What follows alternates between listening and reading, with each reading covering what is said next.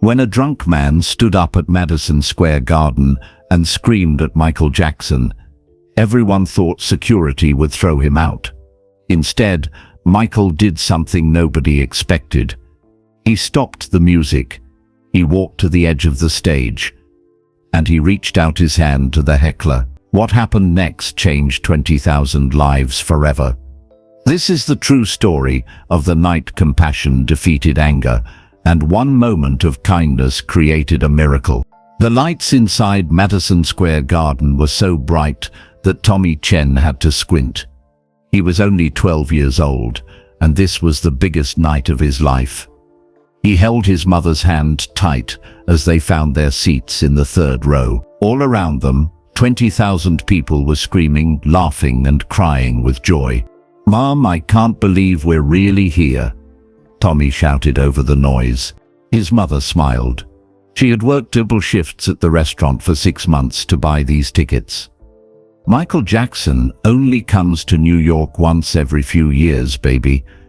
This is special." The stage was enormous. Lights flashed red, then blue, then gold. Smoke machines made white clouds that rolled across the floor like ghosts. Tommy's heart pounded so hard he could feel it in his throat. Any second now, the king of pop would appear. Then the music started. The drums, the guitar. The crowd went absolutely wild. Michael Jackson rose up from beneath the stage on a platform, wearing a sequined jacket that sparkled like a million stars. He grabbed the microphone and started singing "Man in the Mirror." His voice filled every corner of the arena. It was magic, pure magic. Tommy forgot to breathe. He forgot his name. He forgot everything except the man on stage who moved like lightning and sang like an angel. But then something terrible happened. A loud, angry voice cut through the music like a knife. "You're nothing without your dancers, Jackson." The music stopped. Just stopped. Dead silence. Tommy's stomach dropped. Everyone turned to look. 3 rows ahead, a man was standing. He was big, with messy brown hair and a red face. His shirt was untucked. He swayed back and forth like he might fall over. He was pointing at Michael Jackson. "I bet you can't do nothing without all this fake show," the man yelled. His words were thick and slurry. "You're a phony." Tommy felt his mother's hand tighten around his. People gasped. A woman nearby whispered, "Is he drunk?" Security guards in yellow jackets started running down the aisles. They were going to grab the man and throw him out. Tommy felt relieved. The show would go on. Everything would be okay. But then Michael Jackson did something nobody expected. He raised one gloved hand, the famous white glove that everyone knew, and the security guards froze. They stopped moving. They just stood there waiting. The entire arena went silent. 20,000 people held their breath. Michael Jackson stood alone in a single spotlight. The sequins on his jacket caught the light and threw tiny rainbows across the dark arena. He didn't move. He didn't speak. He just stood there, looking at the drunk man. Tommy could hear his own heartbeat. Thump. What was Michael going to do? Was he angry? Was he scared? Would he yell back? The seconds felt like hours. The drunk man seemed confused now. He lowered his pointing finger. He looked around at all the faces staring at him. For just a moment, he looked less angry and more sad. Lost, even. Michael Jackson walked slowly to the edge of the stage. His shoes made soft clicking sounds on the wooden floor. Click, click, click. Each step echoed through the silent arena. He stopped right at the edge, just a few feet above where the drunk man stood. Tommy leaned forward. Everyone leaned forward. Michael crouched down, his knees bending, until he was eye level with the man. The spotlight followed him, making his face glow. His dark eyes were soft, kind, even, not angry at all. He brought the microphone to his lips. His voice was gentle, quiet. but everyone heard it. "What's your name, sir?" The drunk man blinked. He looked shocked. "G. Garrett," he stammered. "Why does it matter?" Tommy saw Michael Jackson's smile. Not a stage smile. A real smile. "Garrett," Michael said slowly, like he was tasting the name. "I want you to come up here on stage with me." The entire arena gasped. Tommy's mouth fell open. His mother squeezed his hand so tight it hurt. "What?" Garrett said. He laughed, but it sounded bitter. "Mean. What? So you can embarrass me in front of everyone?" Michael shook his head.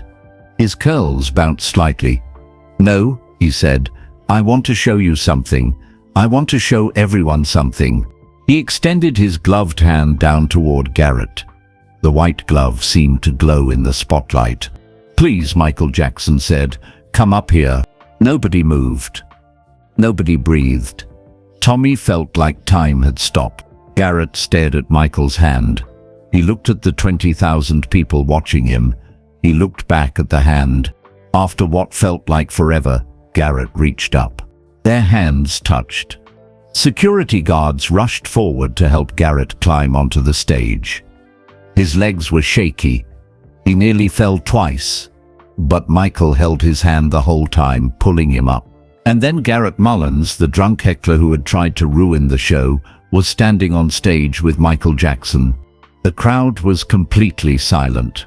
What happened next would change everything. But to understand that moment on stage, you need to know how Garrett Mullins ended up there in the first place. That morning started like the worst day of Garrett's life. He woke up at 5:30 a.m. in his small Brooklyn apartment. The place was a mess. Empty pizza boxes sat on the coffee table. Dirty clothes covered the floor. The sink was full of dishes he hadn't washed in a week. Garrett rubbed his eyes and stumbled to the bathroom. He looked at himself in the mirror. His face was puffy. His eyes were red.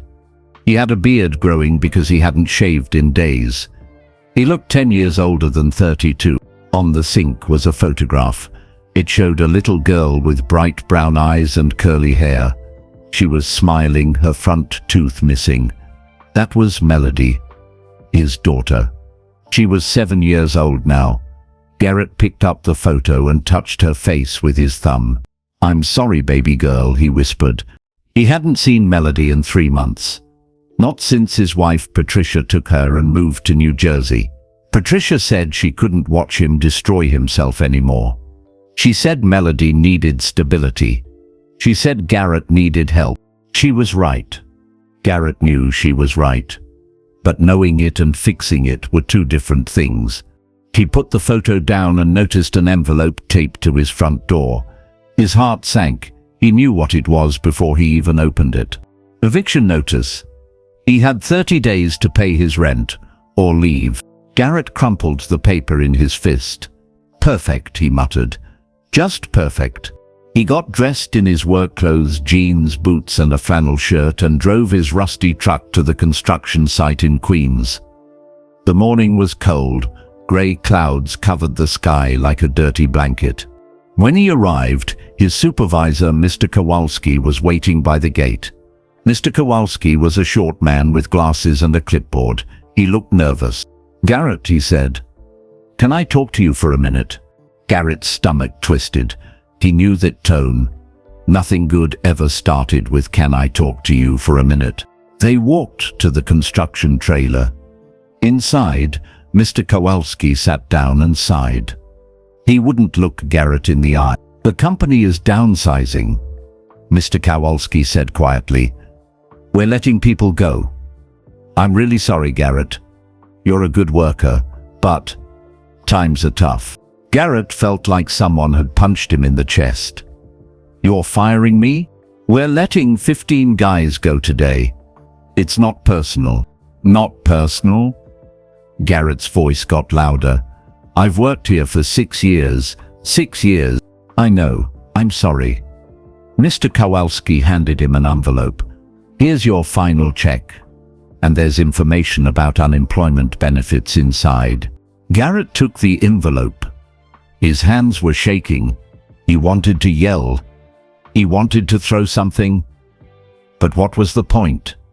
Mr. Kowalski didn't make this decision. Yelling wouldn't bring his job back. He walked out of the trailer without another word. Sitting in his truck, Garrett stared at the envelope. No job, no money, no apartment soon, no family. What was he supposed to do now? He drove without thinking about where he was going. He just drove. The streets blurred past.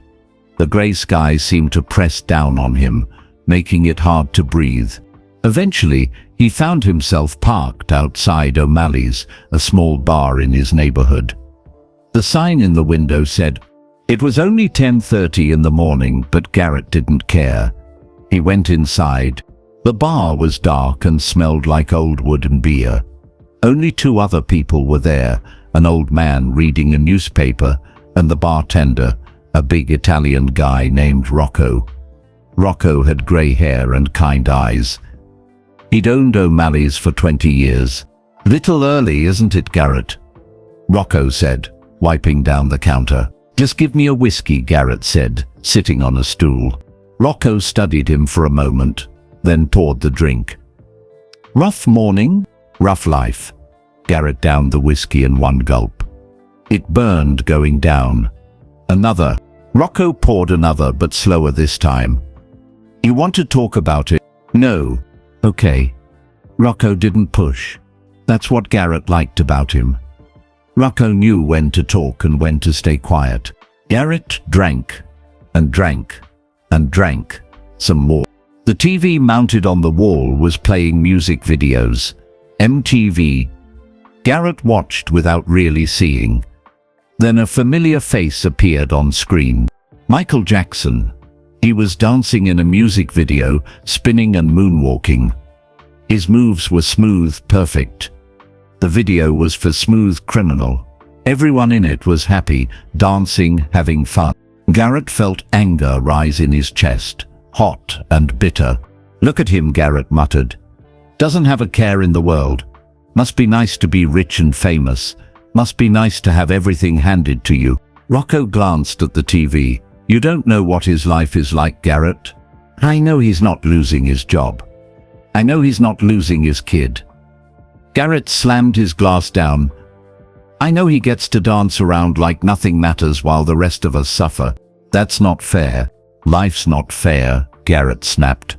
That's the whole point. Rocco sighed but didn't argue.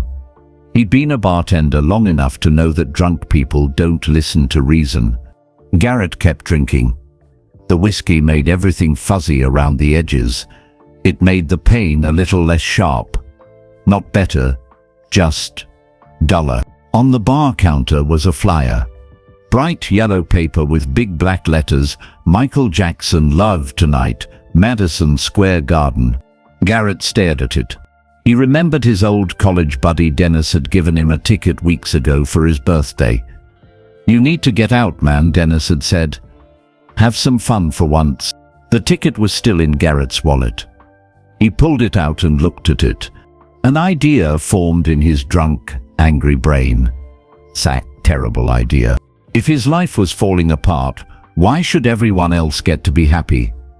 Why should Michael Jackson get to dance around on stage while Garrett's world crumbled? I'm going to that concert, Garrett announced. Rocco looked worried. Garrett, you're drunk. You should go home and sleep it off. I'm fine.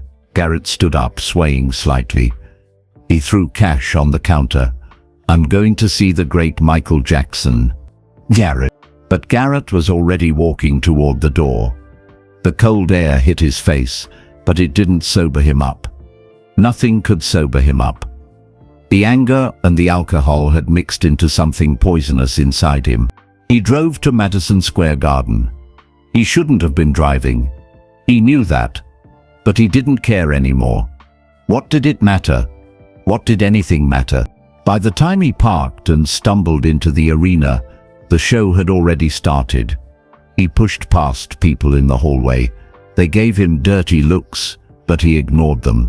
He found his seat in the third row, right at the front. Perfect. He could see everything from here. The lights dimmed. The music started. Michael Jackson rose up from beneath the stage, sparkling like a diamond.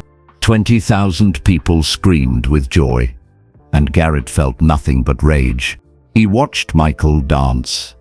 He watched him smile. He watched him perform like the whole world loved him.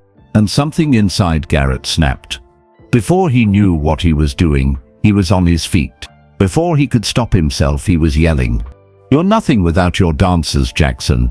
The music stopped. Everything stopped. And Garrett Mullins realized he'd just made the biggest mistake of his life. But it was too late to take it back now. 20,000 pairs of eyes turned to look at Garrett. He felt their stares like lasers burning into his skin. What had he done? The alcohol made everything foggy. But even through the haze, he knew this was bad. Around him, the crowd was frozen. Some people looked angry. Some looked confused. A few looked scared. But Garrett wasn't the only person in Madison Square Garden that night with a story. All around him, in every seat, on every level, were people who had their own dreams, their own pain, their own reasons for being there. And this moment, this terrible, beautiful moment, was about to change all of them. 3 sections over, in seat D47, sat Lucia Torres. She was 45 years old, with grey streaks in her black hair. Her hands were rough from years of working as a nurse at Bellevue Hospital. She wore her best dress tonight, the blue one she saved for special occasions. Next to her sat her son, Miguel. He was 12 years old, small for his age, with his mother's dark eyes and his father's gentle smile. Miguel sat in a wheelchair. He'd been born with muscular dystrophy, a disease that made his muscles weak.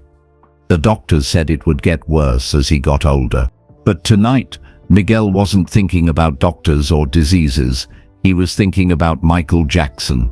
"Mom, when is he going to do Billie Jean?" Miguel asked, his voice bright with excitement. "That's my favorite." Lucia smiled and squeezed his hand. "Soon, Micho, be patient." She had saved money for 8 months to buy these tickets. 8 months of extra shifts, of skipping lunches, of saying no to things she wanted. But seeing Miguel's face light up when she told him they were going to see Michael Jackson, that made every sacrifice worth it. Miguel had loved Michael Jackson since he was 4 years old. His father, Lucia's husband Carlos, had played Michael's music all the time before the accident, before the drunk driver ran the red light and took Carlos away forever. That was 3 years ago. Miguel barely remembered his father's face anymore, but he remembered dancing with him in the living room. Well, not dancing exactly. Carlos would hold Miguel in his arms and spin around while Michael Jackson's voice filled their small apartment. Music was Miguel's connection to his father, and Michael Jackson was the bridge between the past and the present. When the drunk man stood up and yelled, Lucia felt Miguel's hand go tight in hers. "Mom, what's happening?" Miguel whispered. "Why did the music stop?" "I don't know, baby. It'll be okay." But Lucia wasn't sure it would be. She watched as security guards ran toward the drunk man. She watched as Michael Jackson raised his hand to stop them. She watched as everything hung in perfect, terrible balance. High up in the nosebleed section, in row 2114, sat Benjamin Carter. He was 19 years old, tall and thin, with quick eyes and calloused feet from years of dancing. Benjamin had 3 part-time jobs. He worked at a grocery store, a car wash, and a fast food restaurant. He worked 60 hours a week and saved every penny he could. Not for college, he couldn't afford that. Not for a car that was a dream too big to imagine. He saved money for dance classes. And for nights like this. Benjamin had discovered dancing when he was 7 years old. He'd seen Michael Jackson on TV doing the moonwalk, and something inside him woke up. He begged his grandmother, who raised him after his mother went to prison, to let him take dance lessons. "We can't afford that, baby," she'd said sadly. So Benjamin taught himself. He watched videos. He practiced in his bedroom. He danced in the school hallways until the teachers yelled at him to stop. He danced in the street until the sun went down. By the time he was 16, Benjamin was the best dancer in Harlem. But being the best in Harlem meant nothing if you couldn't break through, if you couldn't get discovered, if you couldn't find your chance.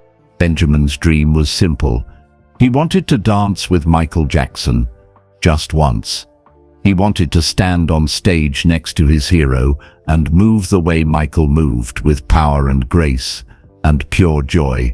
Tonight, from his cheap seat in the rafters, Benjamin studied every move Michael made. He memorized the footwork. He watched how Michael shifted his weight. He saw how the king of pop made difficult moves look effortless. When the drunk man yelled and everything stopped, Benjamin felt his stomach drop. "No," he whispered. "Don't ruin this. Please don't ruin this." Around him, other people in the nosebleed section muttered angrily. "Throw him out," someone shouted. "Who does he think he is?" another voice said. But Benjamin stayed quiet. He leaned forward, watching Michael Jackson walk to the edge of the stage. Something about the way Michael moved, slow, deliberate, calm, made Benjamin think this wasn't over. Something else was about to happen. In section 208, row 15, sat Yuki Nakamura. She was 28 years old, with long black hair and nervous hands that never stopped moving. She was an exchange student from Japan, studying music composition at NYU. Coming to America had been the hardest decision of Yuki's life. Her parents had begged her not to go. "Music is not a real career," her father had said. "You should be a teacher or a nurse. Something stable. You'll fail," her mother had warned. "You'll be alone in a strange country and you'll fail." But Yuki came anyway, because she had to. Because music wasn't just something she did, it was who she was. And Michael Jackson was the reason why. When Yuki was 10 years old, growing up in Tokyo, she'd heard Thriller for the first time. The song had reached across the ocean and grabbed her heart. She'd never heard anything like it. The rhythm, the energy, the way it made her want to move and sing and create. She'd played that tape until it broke. Then she bought another one, and her parents didn't understand. "That's American music," they'd said, like it was a disease. "That's not for you." But it was for her. It was the only thing that felt true. Now, sitting in Madison Square Garden, Yuki felt like she was exactly where she was supposed to be. This was her church. This was her hope. When the drunk man shouted and the music stopped, Yuki felt tears spring to her eyes. Not tears of sadness, but of fear. Fear that this perfect moment would be destroyed. Fear that violence or anger would poison this sacred space. She clasped her hands together and closed her eyes. She didn't pray, she wasn't religious, but she sent out a hope into the universe. A wish that Michael would know what to do. That somehow this would turn out okay. Back in the third row, young Tommy Chen watched everything with wide eyes. His mother's hand was still tight around his. "What's gonna happen, Mom?" he whispered. "I don't know, baby." Tommy looked around at all the faces. He saw anger, fear, confusion, but he also saw something else. He saw people leaning forward, waiting. He saw them holding their breaths, just like he was. 20,000 people, 20,000 stories, 20,000 reasons for being here. There was the woman in section 20,000 who just finished chemotherapy and wanted one night to feel alive again. There was the man in section 305 who'd recently lost his job and used his last bit of savings for this ticket because he needed hope. There was the teenage girl in section 1112 whose parents had just told her they were getting divorced. There were couples on first dates and couples celebrating 50th anniversaries. There were rich people and poor people. There were people from every corner of the world speaking dozens of different languages, all gathered in this one place for this one reason: Michael Jackson. And now all of them were watching Michael Jackson crouch down at the edge of the stage. All of them heard him say those impossible words: "I want you to come up here on stage with me." Lucia Torres gripped Miguel's hand tighter. Benjamin Carter stopped breathing. Yuki Nakamura opened her eyes. Tommy Chen leaned so far forward he almost fell out of his seat. They watched as the drunk man, Garrett, reached up and took Michael's gloved hand. They watched as security guards helped pull him onto the stage. They watched as Garrett stood there, swaying, blinking in the bright lights like a man waking from a dream. And they all thought the same thing: what happens now? Michael Jackson stood face to face with Garrett Mullins. The spotlight surrounded them both. The entire arena was silent, except for the soft hum of the lights and the sound of 20,000 people breathing. Michael spoke, but this time his microphone wasn't on. Only Garrett could hear him. Whatever Michael said made Garrett's angry expression crack. His face twisted. For just a second he looked less like a drunk heckler and more like a man who was drowning. Then Michael turned to the crowd. He brought the microphone to his lips. His voice was soft but firm. "Ladies and gentlemen," he said, "thank you for your patience. Something important is happening here tonight. Something more important than any song I could sing." The crowd murmured. What did that mean? "This man's name is Garrett," Michael continued, putting a hand on Garrett's shoulder. "And Garrett is going through a hard time. I don't know all the details yet, but I know pain when I see it." Garrett looked down at his feet. His fists were clenched. "We all have hard times," Michael said, his voice growing stronger. "Every single person in this room has felt lost, has felt alone, has felt like giving up." Around the arena, people nodded. Lucia Torres felt tears on her cheeks. Benjamin Carter's throat went tight. Yuki Nakamura pressed her hand to her heart. "Tonight," Michael said, "we're going to do something different. We're going to stop pretending everything is perfect. We're going to be real with each other. Because that's what music is supposed to do. It's supposed to help us feel less alone." He turned to Garrett. "Are you okay with that?" Garrett finally looked up. His eyes were red. When he spoke, his voice was barely a whisper, but the microphone caught it. "I don't deserve this." "Everybody deserves compassion," Michael said simply. "Everybody deserves a second chance." And then, with 20,000 people watching, Michael Jackson did something that no one would ever forget. He hugged Garrett Mullins. It wasn't a quick hug. It wasn't for show. It was real. Michael wrapped his arms around this drunk stranger who had insulted him, and he held him like a brother. Garrett's shoulders began to shake. He was crying. And then something incredible happened. Lucia Torres stood up. She didn't plan to. Her body just moved on its own. She started clapping. Slow, rhythmic clapping. Miguel looked up at his mother in surprise. Then he started clapping too. His small hands made soft sounds, but they were strong sounds, brave sounds. Benjamin Carter, all the way up in the nosebleed section, stood up and started clapping. The people around him joined in. Yuki Nakamura stood and clapped, tears streaming down her face. Tommy Chen and his mother stood together, clapping as one. Within seconds, all 20,000 people were on their feet. The sound of their applause rolled through Madison Square Garden like thunder, like a wave, like a heartbeat.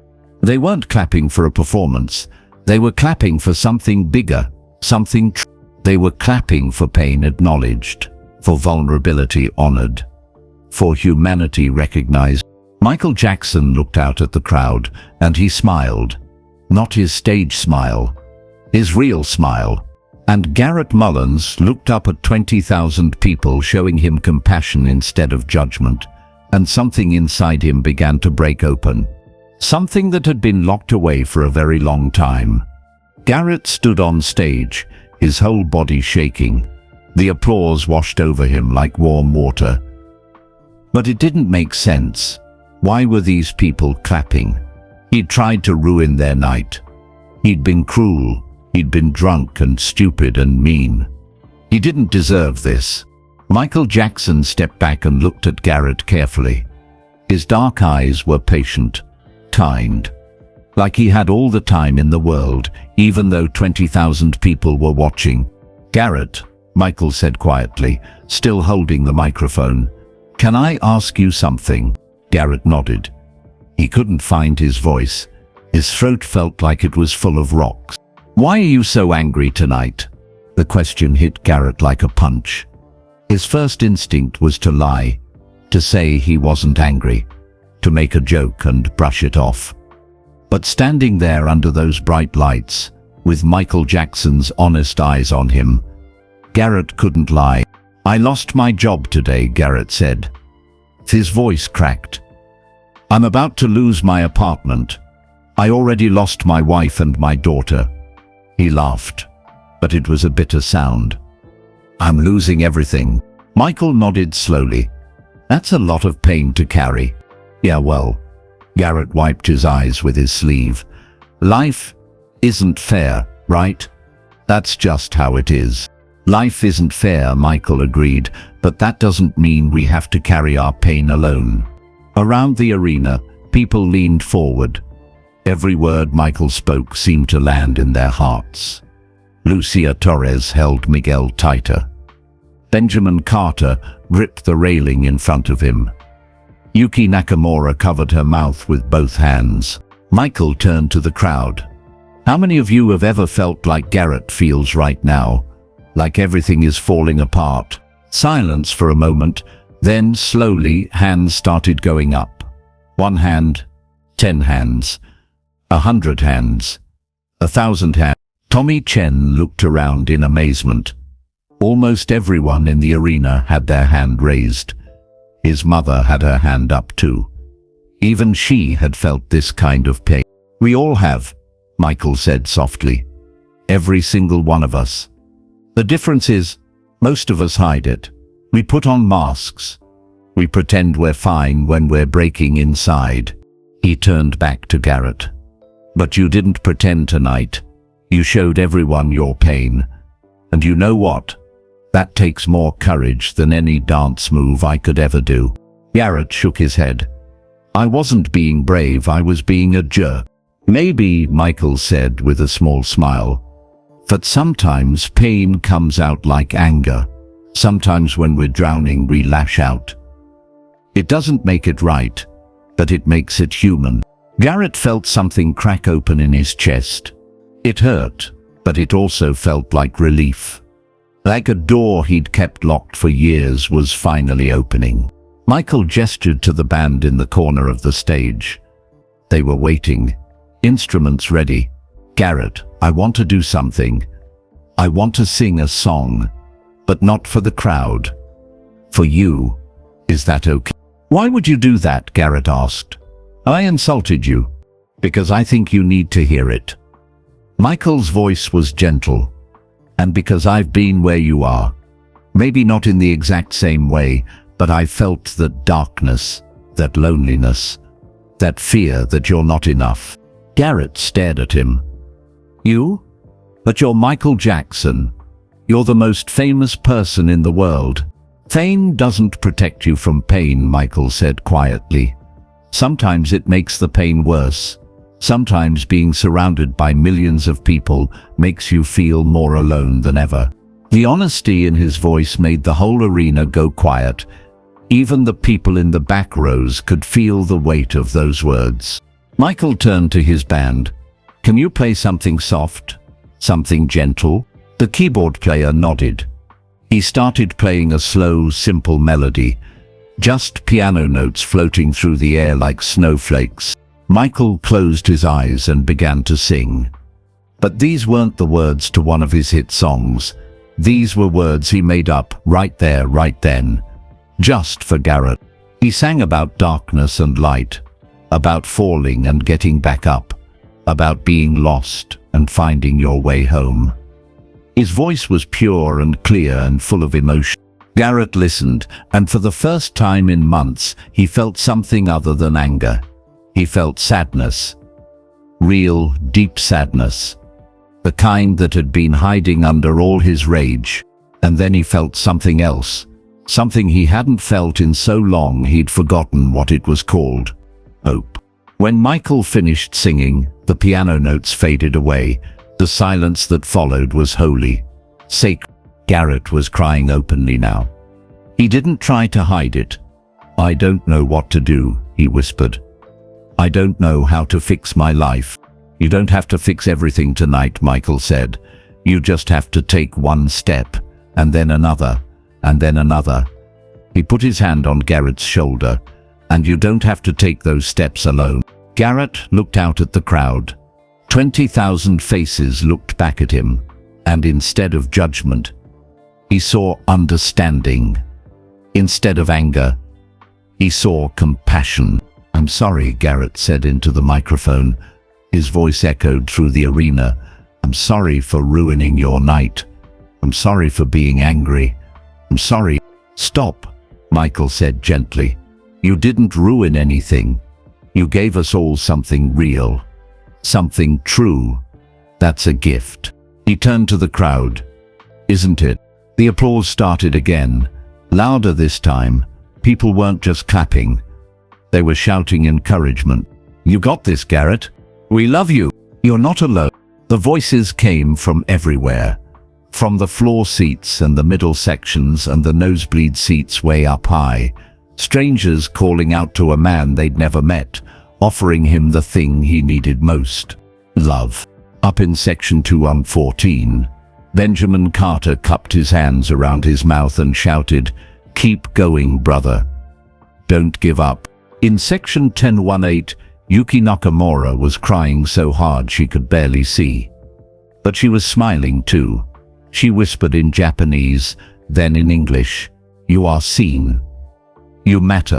In section D47, Miguel tugged on his mother's sleeve. "Mom, I want to say something." Lucia looked at her son. "What, baby?" "I want to tell him it's okay to be sad. That it's okay to need help. Like how I need help sometimes." Lucia's heart swelled.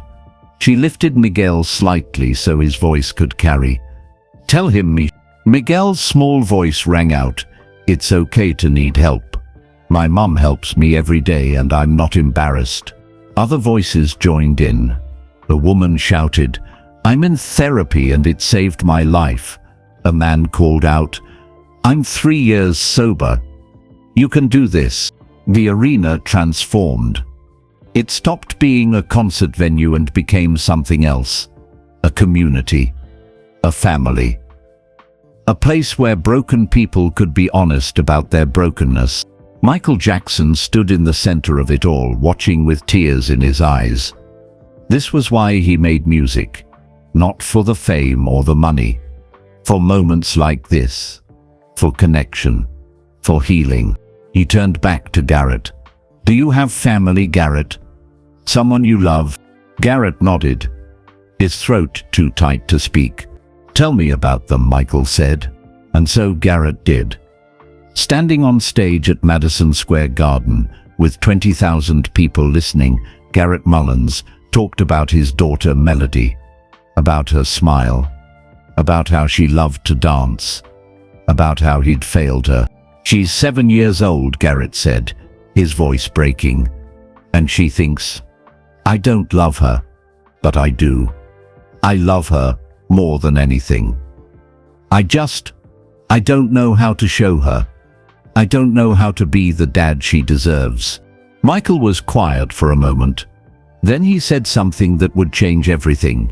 "What's her favorite song?" Garrett blinked. "What? Your daughter? What's her favorite song?" Garrett thought about it. "She likes your music. She loves..." He paused, remembering. "She loves the one about human nature. She dances to it in our living room. Or she used to, before I messed everything up." Michael smiled. A real, warm smile. "Then that's what we'll do." "What do you mean?" Michael turned to the crowd and spoke into the microphone. Ladies and gentlemen, this next song is dedicated to a little girl named Melody. She's 7 years old and she loves to dance. Melody, wherever you are, this is for you and for your dad. He gestured to his band. Can you play that for us? The band members nodded. They knew every song by heart. Michael turned back to Garrett. Here's what's going to happen.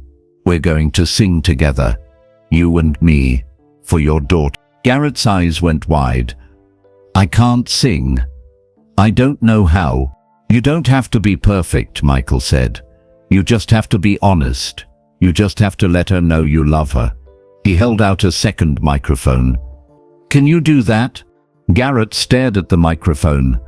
His hand trembled as he reached for it. 20,000 people held their breath. The music started, soft and gentle. The familiar melody filled the arena. Michael began to sing, his voice carrying the first verse. Then he nodded at Garrett. Garrett lifted the microphone to his lips. His voice came out shaky and rough. He was off key. He stumbled over the words. But he sang. He sang for his daughter. He sang for every mistake he'd made. He sang for every night he'd missed tucking her in. He sang for every promise he'd broke. And as he sang, something amazing happened. The crowd didn't laugh. They didn't judge. Instead, they started singing too. 20,000 voices joined together, supporting Garrett, lifting him up, carrying him when his voice was too weak to continue. Lucia and Miguel sang. Benjamin sang. Yuki sang. Tommy and his mother sang. They all sang for Melody. For Garrett. For themselves. For everyone who'd ever felt lost and alone. When the song ended, Garrett fell to his knees. His whole body shook with sobs. Michael knelt beside him and pulled him into another hug. You did it, Michael whispered. You showed up. That's the first step. The crowd erupted. Not in polite applause, but in thunderous, earth-shaking cheers. People were crying. Strangers were hugging. Something profound had happened here tonight. Something that had nothing to do with entertainment and everything to do with being human. Michael helped Garrett stand. He kept his arm around him, holding him steady. You okay? Michael asked. Garrett nodded, unable to speak. Michael looked out at the 20,000 faces. Thank you, he said simply. Thank you for being here, for being open, for being real. He paused, then added, but the night isn't over. Garrett, I have one more surprise for you. Garrett looked at him with red, exhausted eyes. What? Michael smiled mysteriously. Trust me. He gestured to someone off stage. A crew member ran out carrying a cordless phone, a rare and expensive piece of technology in night. Michael took the phone and held it out to Garrett. Call someone, he said. Garrett stared at the phone like it was a bomb. What? Who? Michael's eyes were knowing, gentle. I think you know who. And in that moment, Garrett understood. His hand shook as he took the phone. The cordless phone felt heavy in Garrett's grip, heavier than it should have been. It was just plastic and circuits, but it felt like it weighed 1,000 pounds. I can't, Garrett said. His voice was barely a whisper. She won't want to talk to me. Patricia won't let. You don't know that until you try, Michael said gently. He placed his hand over Garrett's, steadying it. What's the worst that can happen? She says no? You're already at rock bottom, Garrett. The only way from here is up. Garrett looked out at the crowd. 20,000 people were watching him, waiting, not with judgment, but with hope. They wanted this to work. They were rooting for him. He thought about Melody, her bright brown eyes, her missing front tooth, the way she giggled when he tickled her, the way she said "Daddy" in that soft, sweet voice. When was the last time he'd heard her say that word? When was the last time he deserved to hear it? Okay, Garrett whispered. Okay, I'll try. His fingers fumbled with the numbers. He dialed this number 100 times before, but tonight his hands wouldn't cooperate. He had to start over twice. The crowd waited patiently. Nobody rushed him. Finally, he got all the numbers right. He lifted the phone to his ear. It rang once. Garrett's heart hammered in his chest. It rang twice. Please answer. Please. It rang 3 times. Maybe this was a mistake. Maybe he should hang up before. Hello? Patricia's voice. Sharp, tired, suspicious. Garrett's throat closed up. He couldn't speak. The words were stuck somewhere between his brain and his mouth. Hello? Patricia said again, more irritated now. If this is a sales call, I'm hanging up. Patricia. Garrett forced the word out. It's me. Silence on the other end. Long, heavy silence. When Patricia spoke again, her voice was ice cold. What do you want, Garrett? Are you drunk again? The question hit him like a slap. Because yes, he was drunk, or he had been. The alcohol was wearing off now, replaced by shame and fear and desperate hope. I'm at Madison Square Garden, Garrett said. The words tumbled out fast. With Michael Jackson, and I need to talk to Melody. Please, just for a minute. Patricia laughed. It was not a kind sound. Right. And I'm having tea with the Queen of England. Garrett, I don't have time for your nonsense. It's late. Melody has school tomorrow. I'm not lying. Garrett's voice got louder. Desperate. I'm really here. I'm on stage with Michael Jackson right now. There are 20,000 people watching. Please, Patricia. Please just let me talk to my daughter. You're insane. Or drunk. Or both. Don't call here again. Garrett heard the click. She was about to hang up. Wait, he shouted. Don't hang up. Please. But the line was already going dead. Garrett looked at Michael, panic in his eyes. She doesn't believe me, she thinks I'm making it up. Michael held out his hand. May I? Garrett handed him the phone. His last hope slipping away. Michael pressed redial. The phone rang again. Once. Twice. Patricia answered, her voice sharp with anger. I told you not to. Hello, Patricia? Michael said into the phone. His voice was calm, warm, unmistakable.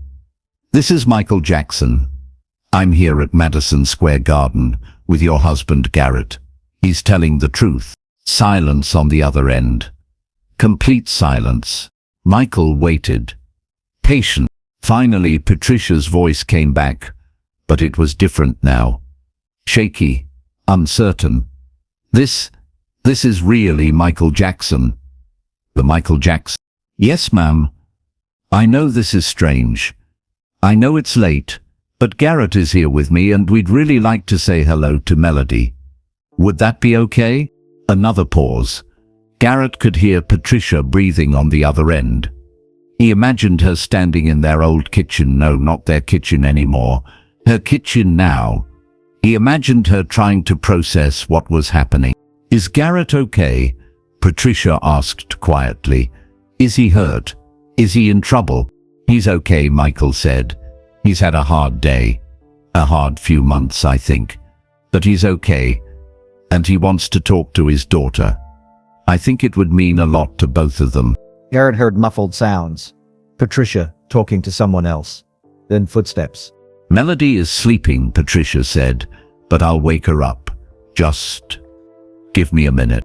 Take all the time you need, Michael said. He lowered the phone and looked at Garrett. She's getting Melody. Garrett's knees felt weak. Michael guided him to sit down on the edge of the stage, his legs dangling over the side. Michael sat next to him, still holding the phone.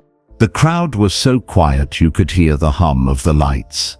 20,000 people waiting, hoping, praying.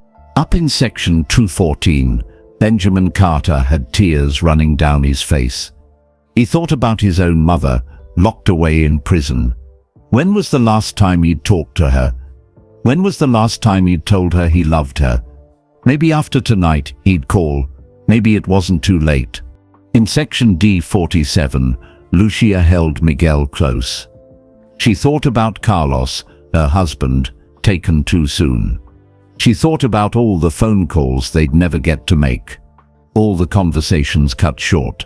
She squeezed Miguel tighter. "Tell the people you love that you love them," she whispered to herself. "Don't wait. Don't assume there will always be more time." Miguel nodded against her shoulder. In section 10108, Yuki Nakamura thought about her parents back in Tokyo.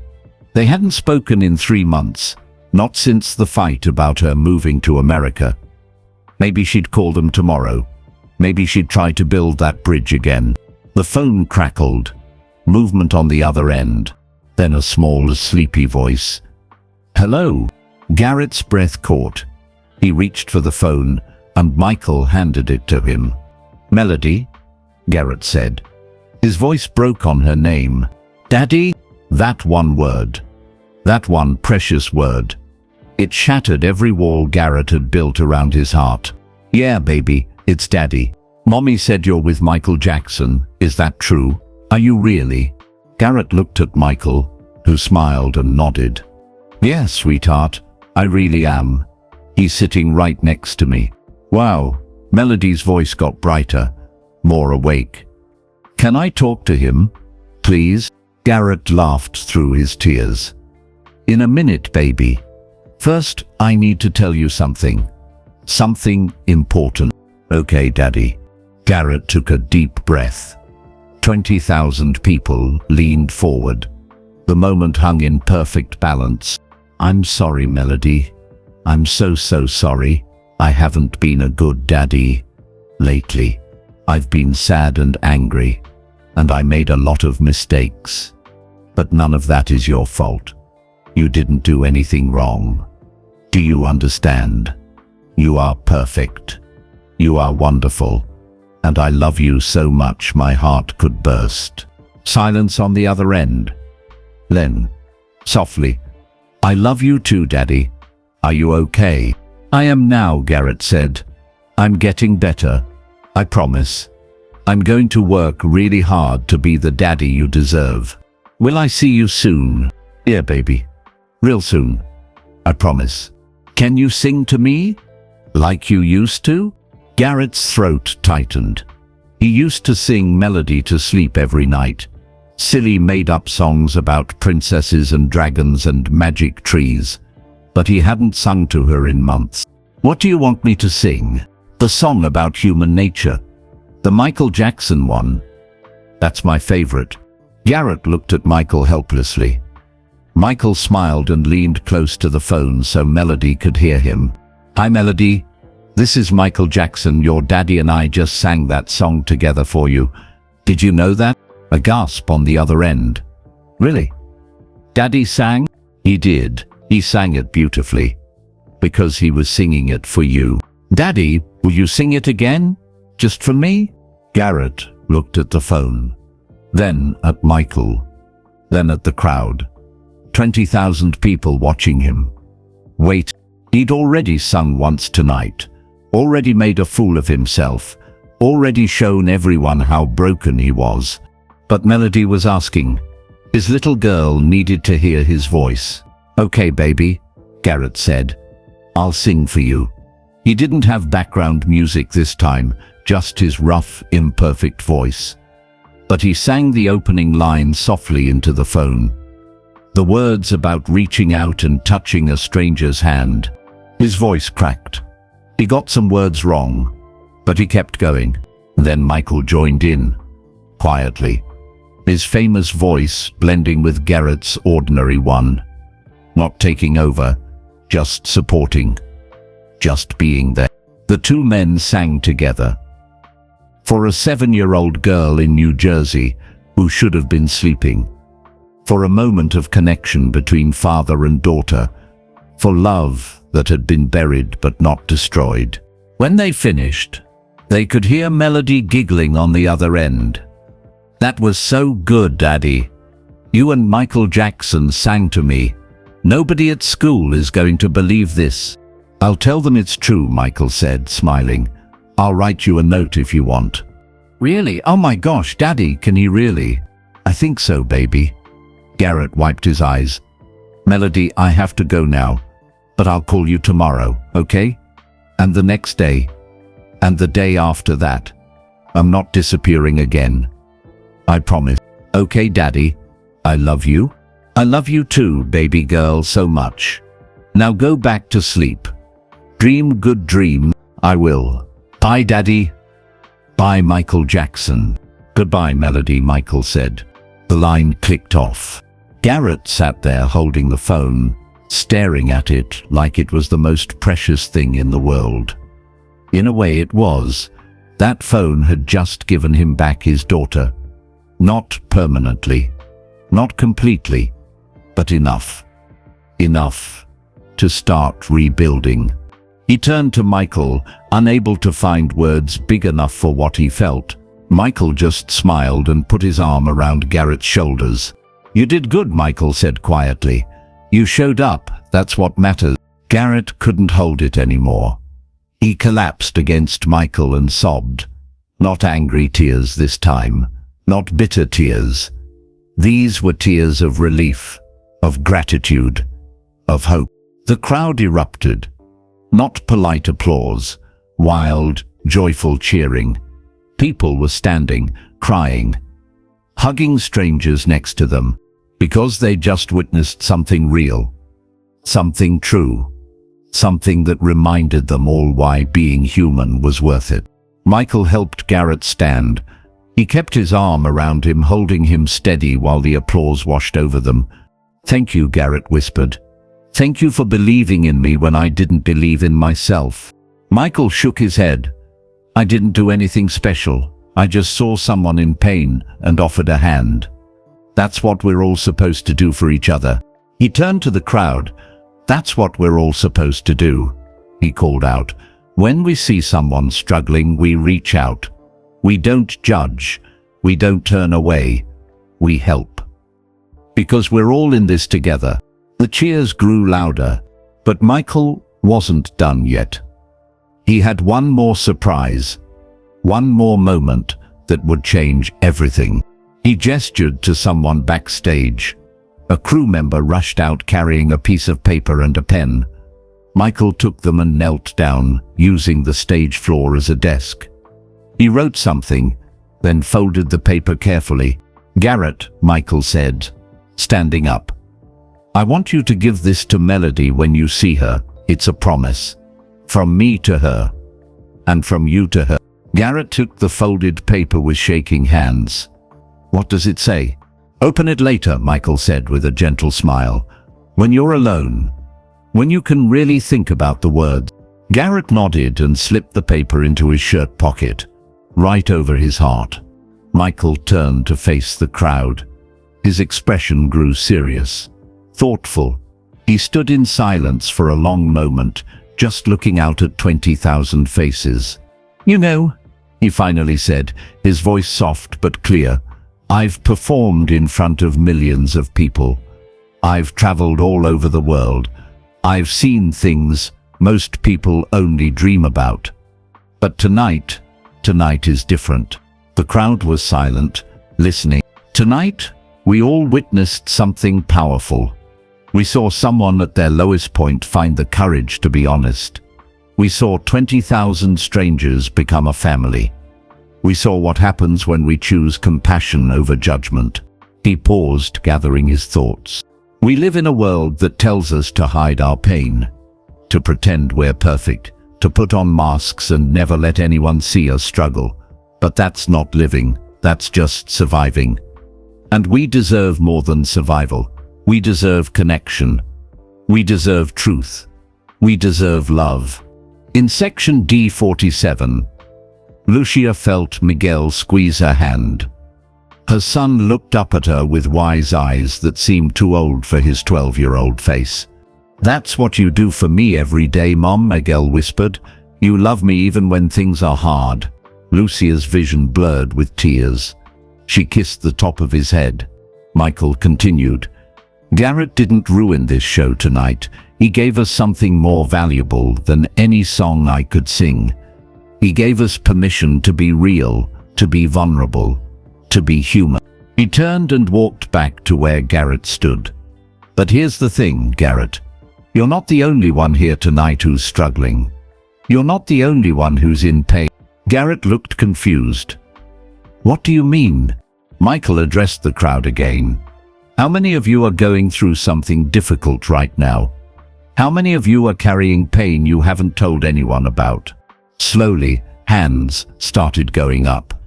First a few, then dozens, then hundreds, then thousands. Tommy Chen looked around in amazement. The woman behind him had her hand up. The elderly man to his left had his hand up. Even his mother had her hand raised. "Mum," Tommy whispered, "you're going through something hard?" His mother nodded, tears in her eyes. "Your grandma is very sick, baby. We didn't want to worry you, but yes, it's been hard." All around the arena, people were having similar realizations. The person sitting next to them, the stranger they'd never spoken to, was fighting their own battle, carrying their own burden. "We're all struggling with something," Michael said. "Every single one of us. The question is, are we going to struggle alone? Or are we going to reach out to each other?" He made a decision then, a bold one. "I want to try something," Michael announced. "Something we've never done at a concert before. I want to invite some of you up here on stage. Not to perform, just to share. To tell your truth. To let other people know they're not alone." A murmur went through the crowd. People looked at each other uncertainly. "It's completely voluntary," Michael added quickly. "No pressure. But if you feel called to share your story, if you think it might help someone else who's struggling, then come on up. Security will help you." For a long moment, nobody moved. The invitation hung in the air like a challenge, like a test of courage. Then, from section 12, a woman stood up. She was maybe 50 years old, thin, wearing a headscarf. She started making her way toward the stage. Security guards looked confused, but Michael waved them off. "Let her through," he called out. The woman climbed the stairs to the stage, moving slowly. When she reached Michael, she was breathing hard. Nerve. Michael handed her a microphone. "What's your name?" he asked gently. "Rita," the woman said. Her voice was quiet but steady. "Rita Washington." "Hi, Rita. Thank you for coming up here. Do you want to tell us what you're going through?" Rita nodded. She looked out at the crowd. 20,000 faces looking back at her. She took a deep breath. "I have cancer," she said simply. "Stage 3 breast cancer. I finished my last round of chemotherapy 2 weeks ago." Gasps rippled through the crowd. "I bought this ticket 6 months ago," Rita continued, "before I knew I was sick. My daughter told me I should sell it, use the money for medical bills. But I said no. I needed something to look forward to, something to fight for. I told myself, if I can just make it to this concert, I'll be okay, I'll survive." Her voice cracked, but she kept going. "And I made it. I'm here, I'm alive. And tonight, watching what happened with Garrett, I realized something. I realized I don't have to pretend I'm strong all the time. I can be scared. I can be tired. I can ask for help. And that doesn't make me weak. It makes me human." The crowd erupted in applause. People were crying, shouting encouragement. "You're so brave, Rita. We love you. Keep fighting." Michael hugged Rita. "Thank you for sharing that. You are incredibly strong. And you're right. Asking for help doesn't make you weak. It makes you wise." Rita smiled through her tears and walked back to her seat. But something had shifted. The door was open now. Another person stood up. A young man from Section 3. He made his way to the stage. His name was David. He was 23 years old. He told the crowd he'd lost his job 3 months ago and had been too ashamed to tell his family. He'd been lying to them, pretending he still went to work every day. Instead, he sat in his car and applied for jobs on paper applications at the library. "I feel like such a failure," David said, his voice breaking. "Like I'm letting everyone down." "You're not a failure," Michael said firmly. "Losing a job doesn't define your worth. You're still valuable. You still matter." The crowd cheered for David. Several people shouted out that they knew of job openings. One man yelled his company's name and said, "Come see me Monday. We're hiring." David's face lit up with hope. He thanked Michael and went back to his seat, but not before writing down the information people were shouting to him. More people came forward. One by one, they climbed onto the stage and shared their truth. A teenager named Marcus came up. He was 17, with kind eyes and shaking hands. He told the crowd his parents had kicked him out 3 months ago when he told them he was gay. He'd been living with his older sister, sleeping on her couch, trying to finish high school. "I just want people to know," Marcus said, his voice stronger than his hands, "that being different doesn't mean you're wrong. It doesn't mean you're broken. It means you're you. And that has to be enough." The crowd roared their support. People chanted, "You are enough. You are enough." Up in section 214, Benjamin Carter was on his feet, tears streaming down his face. He cupped his hands around his mouth and shouted, "You're perfect exactly as you are, Marcus. Don't let anyone tell you different." An older woman named Helen came forward. She was 72 years old.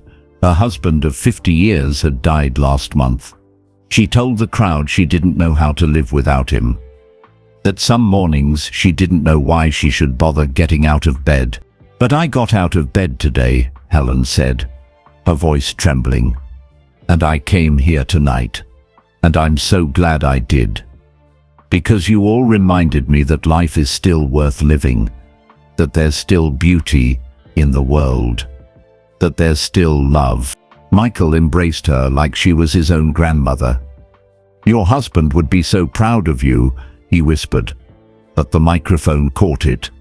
"For showing up, for trying, for being here." More people came. A middle-aged man who'd been sober for 1 year and was terrified of relapsing. A young mother who struggled with depression and felt guilty for not being happy all the time. A college student drowning in debt who didn't know if she could finish her degree. Each person shared their truth. Each person was met with love and support. Each person walked back to their seat a little lighter than when they'd climbed onto the stage. Garrett stood to the side, watching it all unfold. He'd started this chain reaction.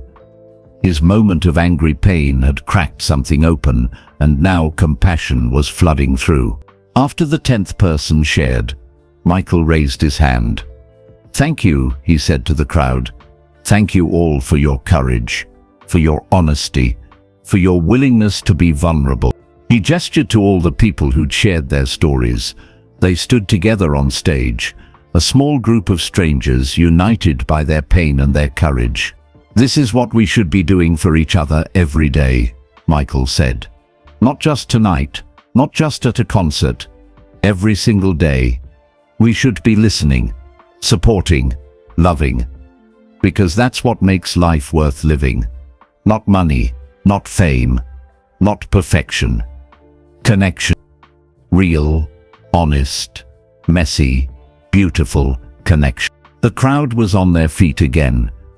The applause was deafening. Michael turned to Garrett. "How do you feel?" he asked. Garrett looked at all the people on stage, then out at the 20,000 faces, then at Mike. "I feel like I'm not alone anymore," Garrett said simply. "For the first time in months, I feel like I'm not alone." "You never were," Michael said. "You just couldn't see it. None of us can see it sometimes. That's why we need nights like this, to remind us, to wake us up, to help us remember that we're all connected." He addressed the crowd one more time. Before everyone goes back to their seats, I want us to do one thing together. I want us to sing. Not one of my songs. Something simpler. Something everyone knows. He thought for a moment, then smiled. Let's sing Lean on Me. Do you all know that one? Heads nodded throughout the arena. It was a Bill Withers song. A classic, simple and true. Michael started singing, and the crowd joined in immediately. 20,000 voices singing about friendship and support and being there for each other. The people on stage sang. Garrett sang. Rita sang despite her tired body. David sang. Marcus sang. Helen's. They sang about leaning on each other when times were hard. About helping each other carry the load. About not being afraid to ask for help. The song filled Madison Square Garden like light filling darkness, like hope filling despair, like love filling emptiness. When it ended, there wasn't a dry eye in the building. Michael helped everyone who'd come on stage find their way back to their seats. He shook each person's hand, hugged them, thanked them for their bravery. When only he and Garrett remained on stage, Michael put his arm around Garrett's shoulders one more time. You ready to let me finish the concert? Michael asked with a smile. Garrett laughed. Actually laughed. Yeah, I think I am. And Michael, thank you for everything. For seeing me when I felt invisible. For treating me like I mattered when I felt worthless. You do matter, Michael said. Don't forget that. Even on the hard days, especially on the hard days, security helped Garrett off the stage and back to his seat. As he sat down, the people around him patted his back, shook his hand, welcomed him like family. Michael stood alone on stage once more, but this time the energy was different. The air felt charged with something powerful, something sacred. All right, Michael said, his voice full of joy. Who's ready for some music? The crowd screamed. And Michael Jackson did what he did best. He danced. He sang. He performed with every ounce of energy in his body. But everyone there knew that the real performance had already happened. The real magic wasn't in the choreography or the special effect. It was in the truth. In the vulnerability. And nobody there would ever forget it.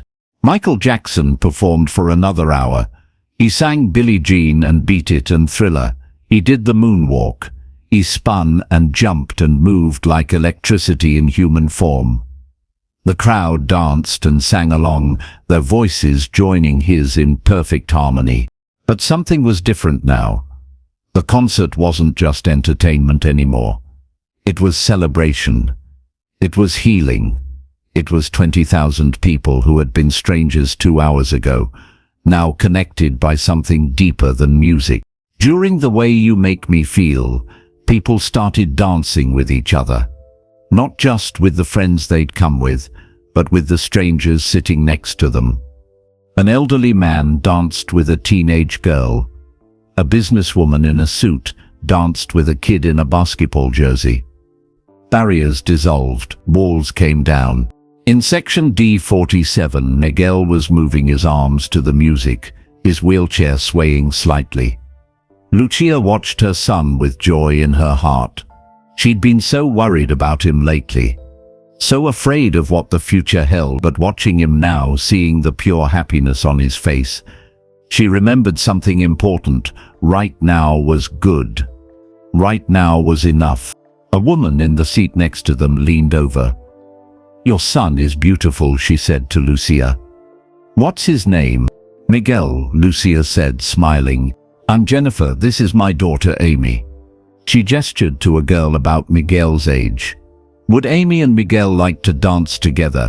Miguel's eyes lit up. Can I, Mom? Lucia nodded, tears in her eyes. Jennifer helped Amy lean down so she was at Miguel's level, and the two children moved their arms together, laughing and singing along to Michael's voice. Sometimes healing looked like this, Lucia thought. Sometimes it was just two kids dancing to music, reminding adults what joy looked like. Up in section 214, Benjamin Carter couldn't stop moving. Every step Michael did, Benjamin mirrored. His body knew these moves by heart. He'd practiced them 1,000 times in his tiny apartment, in the school gym, in the street when nobody was watching. The man next to him, an older gentleman in glasses, tapped his shoulder. "You're really good," he said. "Do you dance professionally?" Benjamin shook his head. "Not yet, but I'm trying. I want to dance with Michael one day. That's my dream." The man pulled out a business card. "I'm Charles Morrison. I run a dance company in Manhattan. Nothing as big as what Michael does, but we do well. Call me next week. Let's talk about an audition." Benjamin stared at the card like it was made of gold. "Are you serious?" "Dead serious. The world needs dancers like you. Dancers who feel the music in their bones. Don't give up on your dream, kid." Benjamin clutched the card to his chest, tears running down his face. He'd worked 3 jobs for years, saving every penny, never knowing if it would lead anywhere. Now, because he'd shown up tonight, because he'd witnessed Riot's story and felt moved to shout encouragement, someone had noticed him. Sometimes miracles look like this. Like a business card. Like a chance. Like a door opening when you thought they were all closed. In section 1008, Yuki Nakamura was singing along in Japanese. The words were different, but the feeling was the same. She thought about her parents back in Tokyo. How angry they'd been when she left. How her father had said she was throwing her life away. But she wasn't throwing anything away. She was building something, following her heart, doing what she was meant to do. The man next to her heard her singing in Japanese and smiled. "You have a beautiful voice," he said in English. "Thank you," Yuki replied, blushing. "Are you a singer?" I'm trying to be. I'm studying music at NYU. "What kind of music do you want to make?" Yuki thought about it. "I want to blend traditional Japanese music with Western pop. I want to create something that honors where I come from while embracing where I am now." The man's eyes lit up. "That sounds incredible. I'm a producer at a small record label. We're always looking for unique voices, unique visions." He handed her his card. "Send me a demo when you have one. I'd love to hear what you create." Yuki took the card with shaking hands. She couldn't believe it. Tonight had started as just a concert, a night to see her hero. But it was turning into something much bigger. Sometimes doors opened in unexpected ways. Sometimes you just had to be in the right place at the right time. Sometimes you just had to show up. Down in the 3rd row, Tommy Chen was dancing with his mother. She'd told him about his grandmother being sick, and Tommy had cried, but then his mother had said something that made him feel better. "Grandma wouldn't want us to be sad tonight," she'd said. "She'd want us to dance. She'd want us to live. That's what love looks like, baby. Living fully, even when things are hard." So Tommy danced. He danced for his grandmother. He danced for Garrett. He danced for everyone who'd been brave enough to share their truth tonight. And watching him, Tommy's mother realized something. She'd been carrying her worry alone, trying to protect her son from pain. But tonight showed her that protection wasn't the same as love. Love was being honest. Love was letting people see your struggles so they could help carry them. Starting tomorrow, she'd talk to Tommy more. Share more. Let him be part of the family's challenges instead of shielding him from everything. Sometimes lessons came in the strangest packages. Like a concert. Like a drunk man's outburst. Like a pop star's compassion. When Michael finished his last song, the crowd cheered so loud the building shook. People were jumping up and down, hugging, crying happy tears, but Michael held up his hand. "Wait," he said. "Before you go, I need to say one more thing." The crowd quieted down, still buzzing with energy. "Tonight was special," Michael said, "but I don't want it to end here. I don't want this feeling, this connection to disappear when you walk out those doors." He paused, looking out at all the faces. "I want you to take what happened here tonight and carry it with you. When you see someone struggling, reach out. When you're struggling, ask for help. When you see pain, respond with compassion. When you see fear, offer courage." His voice grew stronger, more passionate. "We can change the world, not with grand gestures or big speeches, but with small acts of kindness. With honest conversations, with choosing love over judgment every single day." The crowd hung on every word. Garrett changed this concert tonight. Not by heckling me, but by being vulnerable. By letting us see his pain. And then all of you, Rita and David and Marcus and Helen and everyone else, you changed it too. You showed us that we're not alone, that we're all in this together. He smiled, and it was the most genuine smile anyone had ever seen. "So here's my challenge to you. Tomorrow, reach out to someone. Call that family member you haven't spoken to in months. Tell that friend you've been worried about them. Ask for help if you need it. Be honest about your struggles. Be brave like Garrett was tonight." In the audience, people were nodding, making silent promises to themselves. Benjamin decided he'd call his mother in prison tomorrow. He'd tell her about the dance opportunity, about how he was finally getting his chance. Yuki decided she'd call her parents in Tokyo. She'd tell them she missed them, that she wanted to rebuild their relationship, that she hoped they could be proud of her, even if they didn't understand her choices. Lucia decided she'd talk to Miguel more honestly about his condition. Stop pretending everything would be okay. Start focusing on making today beautiful, whatever tomorrow might bring. David, the young man who'd lost his job, decided he'd tell his family the truth. Stop lying. Stop pretending. Let them help him instead of carrying the shame alone. Marcus, the teenager kicked out by his parents, decided he'd stop believing he was broken. He'd accept that being different was okay. More than okay. It was part of what made him special. Helen, the widow, decided she'd join a grief support group. Stop trying to handle her loss alone. Let other people who understood help carry the weight. And Garrett, sitting in his seat with tears still drying on his face, decided he'd get help. Real help. He'd go to AA meetings, see a therapist, fight for his sobriety, fight for his daughter, fight for his... All because of one night, one moment, one choice, to respond to anger with compassion. Michael spread his arms wide. "Thank you, New York. Thank you for being here. Thank you for being real. I love you all." The crowd erupted one final time. The lights came up slowly, gently bringing everyone back to reality. But it wasn't the same reality they'd entered with. Something had shifted. Something fundamental had changed. People didn't rush for the exits like they usually did at concerts. Instead, they lingered.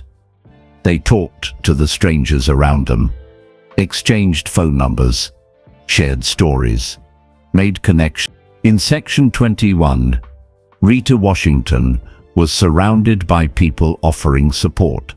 Someone gave her the name of a good oncologist. Someone else shared their own cancer survival story. Someone handed her a card for a support group. "You're not alone," a woman told her, squeezing her hand. "We've got you."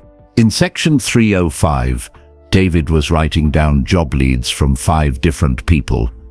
They weren't just giving him company names, they were offering to make calls for him, to put in good words. "We take care of each other," a man said, patting his shoulder.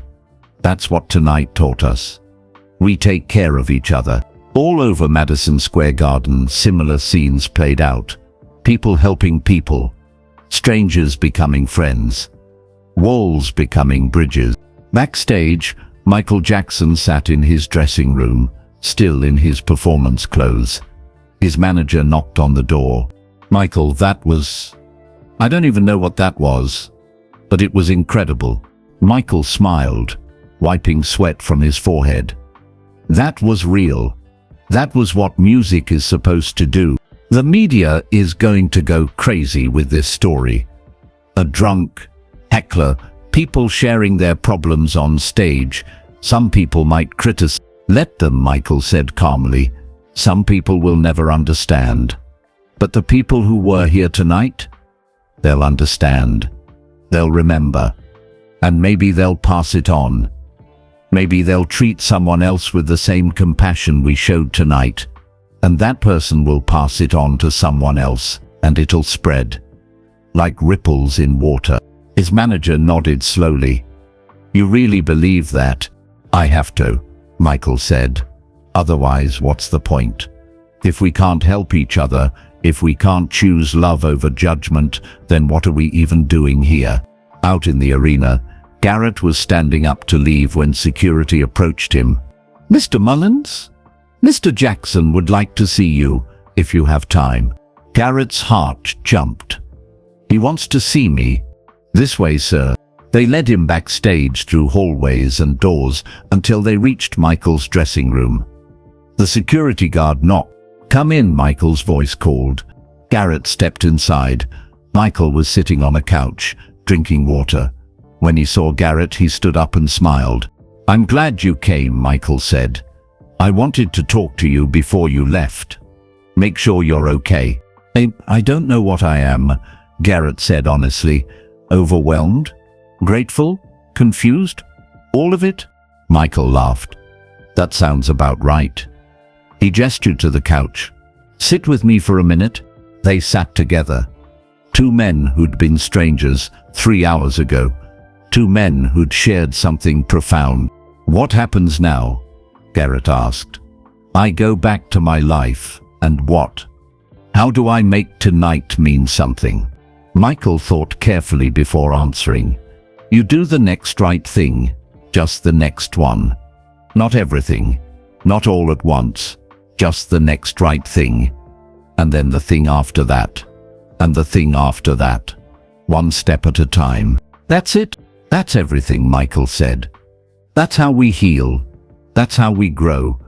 Not in giant leaps, but in small steps. And Garrett, you don't have to walk alone. Remember all those people tonight. They're proof that help is available. You just have to reach for it. Garrett nodded, feeling something settle in his chest. Hope. Fragile and new, but real. Thank you, he said quietly. I don't think I'll ever be able to thank you enough. You don't have to thank me, Michael said. Just pass it on. When you see someone else struggling, remember how you felt tonight and help them. That's all the thanks I need. They talked for a while longer. About recovery programs and job resources. About being a good father. About forgiveness for others and for yourself. About second chances. When Garrett finally left, walking out into the cool New York night, he felt different. Lighter, like he'd put down a weight he'd been carrying for years. He didn't know what tomorrow would bring. But for the first time in months, he wasn't afraid of it. And all around New York City, 20,000 other people were going home changed too. The ripples were spreading.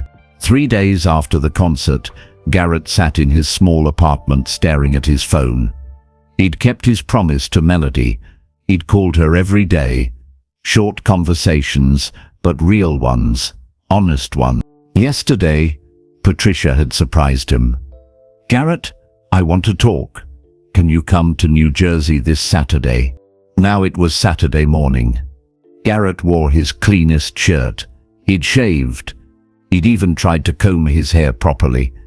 His hands shook as he drove across the bridge to Patricia's apartment in Newark. The building looked the same as he remembered.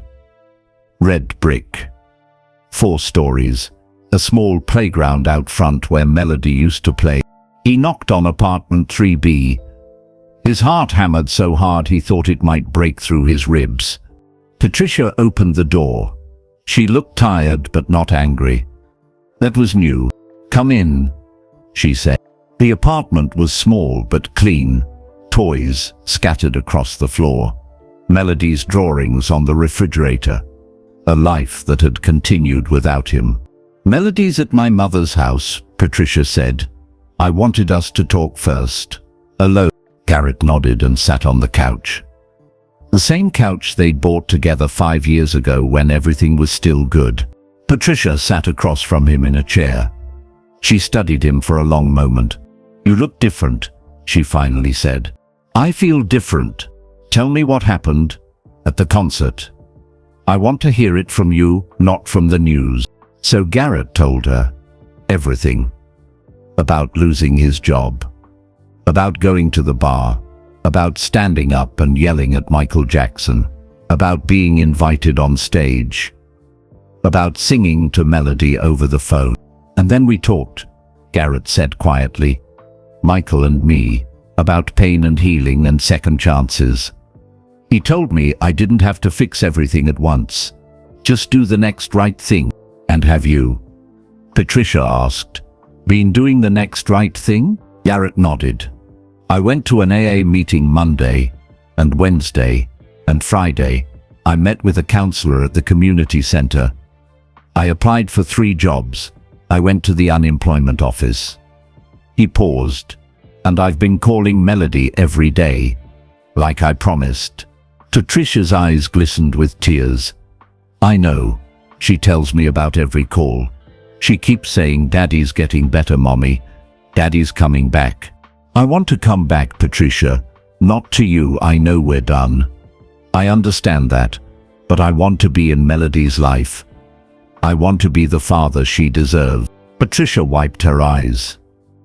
"I saw the news reports, videos from people who were there. I saw you on that stage, Garrett. I saw you break down. I saw you be honest for the first time in years." "I'm sorry," Garrett said. "For everything. For drinking.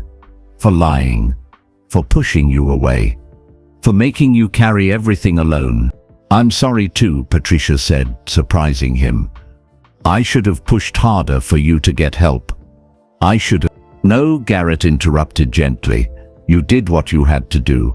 You protected Melody. You took care of yourself. That wasn't wrong. That was necessary." They sat in silence for a moment. Not uncomfortable silence. Just quiet. Two people who'd loved each other once, trying to figure out what came next. "I want you to see Melody," Patricia finally said. "But I need to know you're serious about this. About recovery. About being sober. I can't let her get her hopes up just to have you disappear again." "I understand," Garrett said. "I'll do whatever you want. Drug tests. Supervised visits. Whatever makes you feel safe." Patricia nodded slowly. "Okay, let's start small. Sunday afternoons. 3 hours. You can take her to the park or the library. Somewhere public. And Garrett, if you show up drunk even one—" "I won't," Garrett said firmly. "I promise you, I won't." Patricia studied his face, searching for the truth. Whatever she saw there must have satisfied her because she stood up. "Wait here," she said. She disappeared into the bedroom and came back carrying a photo album. The one they'd made together when Melody was born. Pictures of her first smile, her first steps, her first birthday. Patricia handed it to Garrett. "She asks about these pictures, sometimes. About when we were all together. About when you used to read to her at night. About when you used to dance with her in the living room." Garrett opened the album. There he was, younger and happier, holding baby Melody, kissing her forehead, making silly faces to make her laugh. "I was a good dad once," he whispered. "You were," Patricia agreed, "and you can be again. If you do the work. If you stay committed." "I will," Garrett said. "I promise." Patricia picked up her phone. "Let me call my mother. Tell her to bring Melody home." 20 minutes later, there was a knock at the door. Patricia opened it, and there she was. Melody. 7 years old, with curly brown hair and her mother's eyes and her father's nose. She wore a pink shirt with sparkles and jeans with a hole in one knee. When she saw Garrett, she froze. "Daddy?" she said quietly. Garrett couldn't speak. His throat closed up. All he could do was nod. Melody looked at her mother. Patricia nodded. "It's okay, baby. You can go to him." Melody ran. She ran across that small apartment and threw herself into Garrett's arms. He caught her and held her tight, burying his face in her hair. She smelled like strawberry shampoo and sunshine and home. "I missed you so much, Daddy," Melody said, her voice muffled against his shirt. "I missed you too, baby girl, every single day." They held each other for a long time. Patricia watched from across the room, tears running down her face.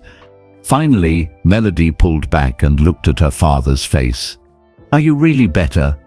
Are you really getting help?" "I am," Garrett said. "It's hard. Some days are really hard. But I'm trying. I'm doing my best." "That's all you can do," Melody said seriously. She sounded so wise for 7. "That's what my teacher says. Your best is good enough." Garrett smiled through his tears. "Your teacher is very smart." "Did you bring the note?" Melody asked suddenly. "The one Michael Jackson wrote for me? You said you'd bring it." Garrett had almost forgotten.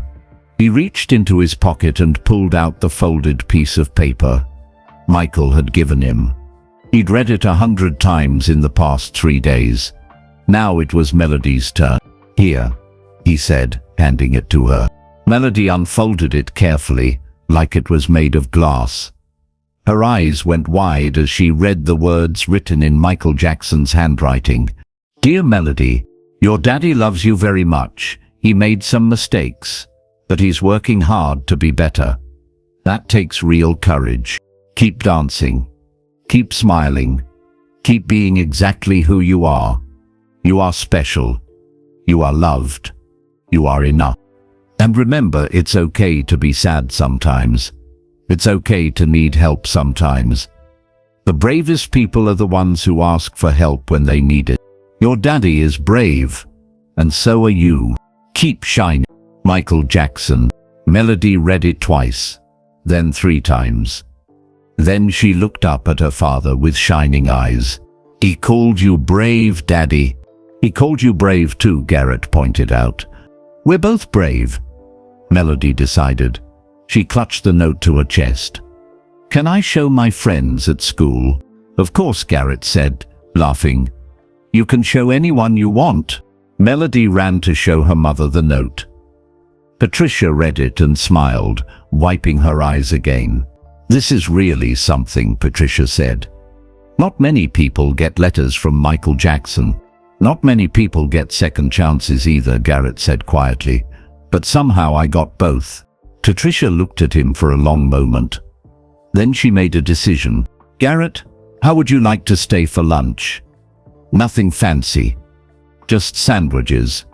But I think it would be good for Melody to see us being civil, being friendly." Garrett's heart swelled. "I'd like that. I'd like that. I'd like that a lot." So they made lunch together. Peanut butter and jelly sandwiches, Melody's favorite. They sat at the small kitchen table, the 3 of them, and talked about school, about Melody's favorite books, about her dance class. "I'm learning a routine to Man in the Mirror," Melody announced proudly. "Miss Chen is teaching us. It's for the spring recital." "That's my favorite Michael Jackson song," Garrett said. "Mine too." Melody bounced in her seat. "Can you come to my recital, Daddy? Please? It's in April." Garrett looked at Patricia. She nodded slightly. "I'll be there," Garrett said. "I promise. Front row." After lunch, Garrett helped clean up. Then it was time to go. He didn't want to overstay, didn't want to push too hard too fast. "Can we do this again?" he asked Patricia at the door. "Next Sunday? Let's see how the first supervised visit goes," Patricia said. "But yes, I think so." Garrett knelt down to Melody's level. "I'll call you tonight, okay? Before bed. Will you sing to me?" Melody asked. "Like you and Michael Jackson did?" "If you want me to." "I want you to." Garrett hugged his daughter one more time. "I love you, Melody, more than anything in the whole world." "I love you too, Daddy." To the moon and back. It was their special phrase, the thing they'd always said to each other when she was little. Hearing it again made Garrett's chest ache with joy and regret and hope all mixed together. He drove back to Brooklyn in a daze. The world looked different somehow, brighter, more possible. When he got home, he noticed an envelope under his door. No return address, just his name written in elegant handwriting. He opened it. Inside was a check, a large check, and a note. "Garrett, use this to get back on your feet. For rent, for therapy, for whatever you need. This isn't charity. This is investment. I'm investing in you, in your recovery, in your future. Pay it forward when you can. Help someone else the way I helped you. You've got this. Please eat." Garrett stared at the check.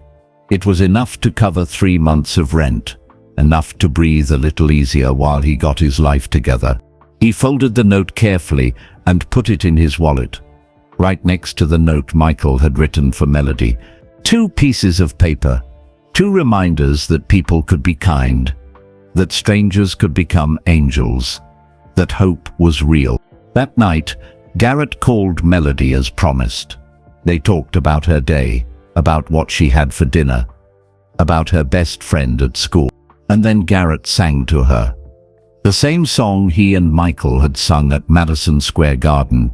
His voice was rough and imperfect, but it was full of love. When he finished, Melody was quiet for a moment. "Daddy?" "Yeah, baby. I'm proud of you." 4 words. 4 simple words. But they meant everything. "Thank you, sweetheart. That means more to me than you know." After they hung up, Garrett sat in his quiet apartment. He thought about the concert, about Michael Jackson's kindness, about 20,000 people showing him compassion when he deserved judgment. He thought about Rita, the cancer survivor, about David, who'd lost his job, about Marcus, the gay teenager, about Helen, the widow, about all the people who'd been brave enough to share their truth. They'd all inspired him. They'd all shown him that struggling didn't mean failing, that asking for help was strength, not weakness. Garrett pulled out his phone and did something he'd been afraid to do for months. He texted his old friend Dennis, the one who'd given him the concert ticket in the first place. "Hey man, I'm sorry I've been MIA. I've been going through some stuff, but I'm getting help now. I'm doing better. Can we talk sometime?" 3 dots appeared immediately. Dennis was typing. "Garrett, I'm so glad to hear from you. I saw you on the news, at the concert. That was incredible, man. Really brave.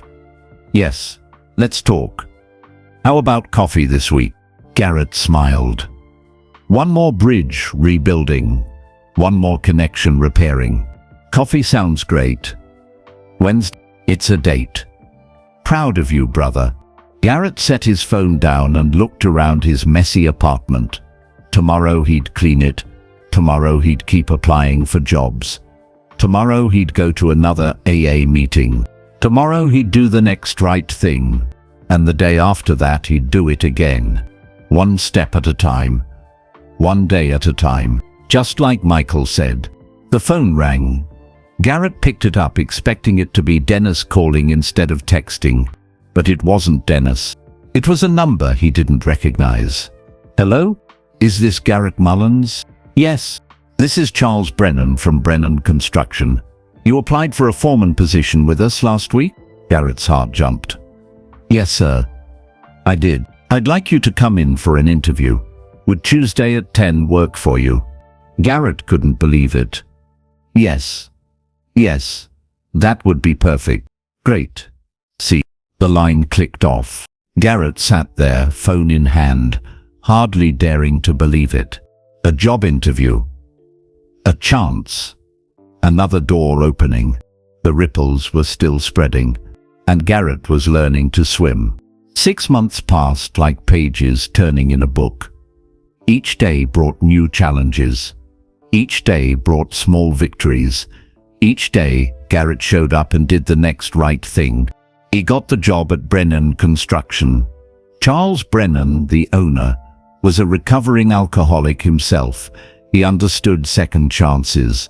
He believed in them.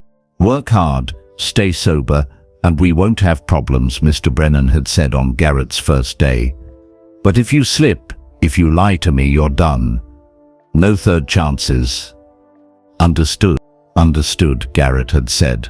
And he'd kept his word. Every morning at 6 a.m., he showed up to the construction site. He worked until his muscles ached. He came home tired but proud. Tired but sober. He went to AA meetings 3 times a week. Sometimes more, when things got hard. He had a sponsor now, a man named Frank, who'd been sober for 12 years. Frank had a gruff voice and kind eyes, and a way of knowing exactly when Garrett was struggling, even before Garrett knew it himself. The hard days don't last forever, Frank would say. But you have to get through them sober. That's the only way to the other side. Garrett saw Melody every Sunday. At first, Patricia supervised the visits. They'd go to the park or the library or the pizza place on the corner. Simple outings. Safe outing. But Melody never looked at him with fear or doubt. She looked at him with love, with hope, with trust that was slowly being earned back. After 2 months of supervised visits, Patricia made a decision. You can take her on your own now, she'd said. But Garrett, I know, he'd interrupted. If I mess up even once, I lose this. I know. I was going to say, I'm proud of you. You're doing the work. You're showing up. That's all I ever wanted. Now, 6 months after that night at Madison Square Garden, Garrett sat in his apartment, a new apartment, a cleaner one, in a better neighborhood, and looked at the calendar on his wall. October 5th, exactly 6 months since the concert. Half a year of sobriety. Half a year of keeping promises. Half a year of learning to be the man he wanted to be instead of the man he'd been. His phone buzzed. A text from Patricia. Melody wants to know if you're coming to her dance recital tonight. It's at 7 p.m. at PS 11 Fort. She's been practicing for weeks. Garrett smiled and texted back immediately. Wouldn't miss it for the world. I'll be there early. Front row, just like I promised. He looked at the clock. 3 p.m. 4 hours until the recital. He had time. Garrett pulled out a box from his closet. Inside were all the mementos from the past 6 months. The note Michael Jackson had written to Melody.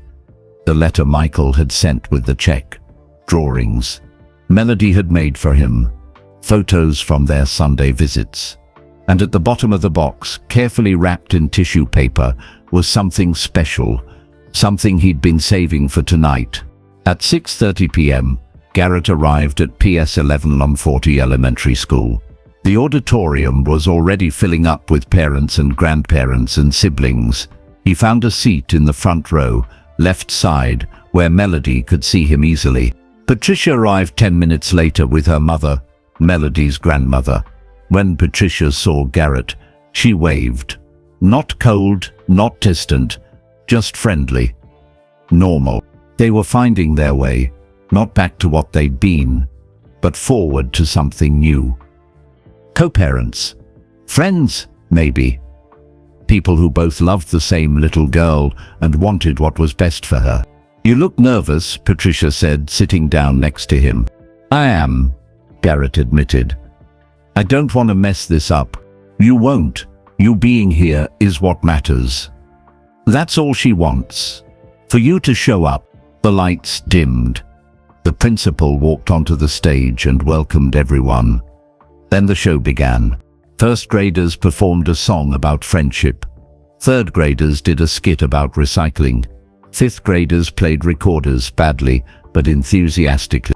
And then it was time for the second grade dance performance. 8 little girls walked onto the stage, wearing matching white shirts and black pants, just like Michael Jackson used to wear. They lined up in formation. The music started. Man in the Mirror. Garrett's breath caught.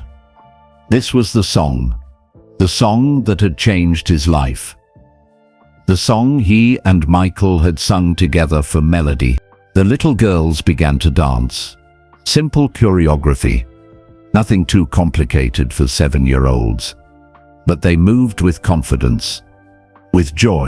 And there, third from the left, was Melody. She was smiling. Really smiling. Her eyes sparkled under the stage lights. She hit every move, her little body bending and swaying to the music. Garrett watched with tears streaming down his face. He didn't try to hide them. He didn't care who saw. This was his daughter. His beautiful, talented, brave daughter. Dancing to Michael Jackson. Dancing to the song that had brought her father back to her. When the song ended and the girls took their bows, the audience erupted in applause. Garrett stood up, clapping so hard his hands hurt. He whistled and cheered and shouted, "That's my daughter, that's Melody." Melody's eyes found him in the crowd. Her smile grew even bigger. She waved and Garrett waved back. After the recital ended, families crowded into the hallway to find their children. Melody came running through the crowd, still wearing her performance outfit. "Daddy, did you see me? Did you see?" Garrett scooped her up and spun her around. "I saw you. You were amazing. The best dancer up there. Did I really do good? You did perfect. Better than perfect. You were a star." He set her down and pulled the wrapped package from his jacket pocket. "I have something for you." Melody's eyes went wide. "A present? For me? Open it." Melody tore through the tissue paper. Inside was a small silver necklace with a charm shaped like a music note. "It's beautiful," Melody whispered. "Read the back," Garrett said. Melody turned the charm over. Engraved in tiny letters were the words, "To the moon and back." That Melody looked up at her father with tears in her eyes. "It's our special saying." "That's right. So you never forget. No matter what happens, no matter where we are, I love you to the moon and back. Always." Melody threw her arms around his neck. "I love you too, Daddy. I'm so glad you're back." "Me too, baby girl. Me too." Patricia walked over with her mother.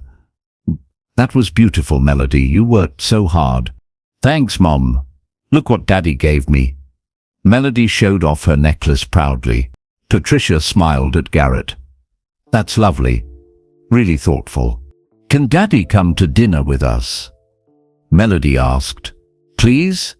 We're going to Carmine's for pasta." Patricia looked at Garrett. He shook his head slightly. "You don't have to." "We'd like you to come," Patricia said. "If you want to." "Are you sure?" "I'm sure. Besides, it's a celebration. Melody's first recital with her dad there to watch. That deserves pasta." So they went to Carmine's. All of them together. Garrett, Patricia, Melody, and Patricia's mother, Rosa. They sat at a round table and ordered too much food and laughed at Melody's jokes and talked about the recital. It felt almost normal, almost like a family again.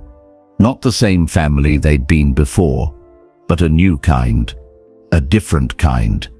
One built on honesty and hard work and forgiveness. After dinner, as they walked to their cars, Patricia pulled Garrett aside. "I want to tell you something," she said quietly. "I'm proud of you, Garrett. Really proud. 6 months ago, I didn't think we'd be here. I didn't think you'd make it. I didn't think I would either," Garrett admitted. "But you did. You kept your promises. You did the work. That takes real strength. I had help. A lot of help. Michael Jackson, Frank from AA, Mr. Brennan. You." He paused. "I couldn't have done it alone. None of us can. Patricia said. That's what that night taught us, right? We're not supposed to do it alone. Garrett nodded. Yeah. That's exactly right. They said goodnight. Garrett hugged Melody one more time, told her he'd call tomorrow, and watched them drive away. Standing alone in the parking lot, Garrett felt something he hadn't felt in years. Peace. Not happiness. Not yet. He wasn't sure he deserved that. But peace. The kind that comes from knowing you're on the right path. That you're doing your best. That today was good, and tomorrow had possibility. His phone buzzed. A text from Frank, his sponsor. How'd the recital go? Garrett smiled and typed back. Perfect. She was perfect. Everything was perfect. Proud of you, brother. 6 months is a big deal. Don't forget to celebrate. Thanks, Frank. For everything. That's what we do. We help each other. See you at the meeting Wednesday. I'll be there. Garrett drove home through the Brooklyn streets. The city was alive with Saturday night energy. People laughing. Couples holding hands. Families walking together. He used to hate seeing happy people. It used to make his own pain worse. But tonight, he felt connected to them. Part of them. He was one of them now, someone trying to build a good life. Someone choosing hope over despair. When he got home, he made himself tea. Something he'd learned in therapy helped him relax, and sat down with his journal. Another thing Frank had suggested, writing down his thoughts, his struggles, his victory. October 5th. 6 months sober today. 6 months of keeping promises. Saw Melody dance tonight. She was beautiful. Amazing. I cried watching her, but they were good tears. Happy tears. I'm not fixed. I don't know if I ever will be completely. But I'm better. I'm trying. I'm showing up. Thank you, Michael Jackson, wherever you are. You saved my life that night. You showed me that people could be kind. That second chances existed. That I was worth saving. I hope I'm making you proud. I hope I'm living up to the gift you gave me. Tomorrow, I'll keep going. One more day. One more step. One more promise kept. That's all I can do. And somehow, it's enough. Garrett closed the journal and looked at the 2 notes on his wall. The one Michael wrote to Melody. The one Michael wrote to him. He read them every day. They reminded him why he was fighting. What he was fighting for. His phone rang. Unknown number. Garrett almost didn't answer, probably a spam call, but something made him pick up. Hello? Is this Garrett Mullins? Yes. This is Sarah Chen. I'm a producer for a morning talk show in Manhattan. We're doing a segment about that night at Madison Square Garden 6 months ago, about what Michael Jackson did. We'd love to have you on the show, to tell your story, to talk about your recovery. Garrett's first instinct was to say no, to hide, to protect himself. But then he thought about what Michael had said, about passing it on, about helping others. What would I have to do? Garrett asked. Just come on the show. Talk about that night. About what it meant to you. About how it changed your life. We think your story could help other people who are struggling. Show them that recovery is possible. That second chances are real. Garrett thought about David, the young man who'd lost his job. About Rita, fighting cancer. About Marcus, the gay teenager. About all the people who'd been brave enough to share their truth that night. They'd helped him by being honest, by being vulnerable. Maybe he could help others the same way. Okay, Garrett said. I'll do it. Wonderful. We're recording next Friday at 9 a.m. I'll email you the details. After they hung up, Garrett sat in the quiet of his apartment. This was scary. Going on TV, talking about his struggles, being vulnerable in front of thousands, maybe millions of people. But it was the right thing to do. It was how he could pass on the gift Michael had given him. He texted Frank, I'm going on a talk show to talk about that night. About recovery. I'm terrified. Frank's response came immediately. You've got this. You've already done the hard part. You've lived it. Now you just have to share it. I'll come with you if you want. Thanks, Frank. I might take you up on that. That's what sponsors are for. Proud of you, Garrett. Garrett set his phone down and looked out his window at the Brooklyn skyline. Somewhere out there were other people struggling. Other people who felt alone. Other people who needed to hear that things could get better. Maybe his story could reach them. Maybe his honesty could help them take that first step. Just like Michael Jackson's kindness had helped him. The ripples were still spreading. And now Garrett was part of the wave, pushing that compassion forward to the next person who needed it. He thought about Michael's words from that night. Pay it forward when you can. Help someone else the way I helped you. I will, Garrett said quietly to his empty apartment. To Michael, wherever he was. To himself. To the universe. I promise. I will. And he meant it. With everything in him, he meant it. Friday morning arrived cold and grey. Garrett woke up at 5 a.m., too nervous to sleep. He'd barely slept all week, thinking about the talk show, about sharing his story with strangers, about being vulnerable all over again. Frank picked him up at 7:30 a.m. His sponsor drove a beat-up blue truck that made strange noises but always got you where you needed to go. You ready? Frank asked as Garrett climbed in. No, Garrett said honestly. But I'm doing it anyway. Frank laughed. That's the spirit. Courage isn't not being scared. It's being scared and doing it anyway. They drove into Manhattan, the city waking up around them. Delivery trucks blocked streets. People rushed to subway stations with coffee cups in hand. The world kept moving, indifferent to Garrett's nerves.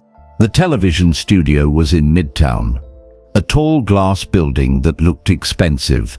Security checked their names and gave them visitor badges. In the green room, which was actually painted beige, Garrett noticed a young woman with a clipboard greeted them. Mr. Mullins, I'm Jessica, the production assistant. Can I get you anything? Water? Coffee? Water would be great, Garrett said. His mouth felt like sandpaper. Jessica handed him a bottle. The host, Amanda Ross, will come talk to you before we start. Just to go over what we'll discuss. Nothing to worry about. She's really nice. Okay, Garrett said, though nothing felt okay. His hands were shaking. He sat down on the couch and Frank sat next to him. Remember, Frank said quietly, you're not alone. I'm right here. And you've already lived through the hard part. This is just talking about it.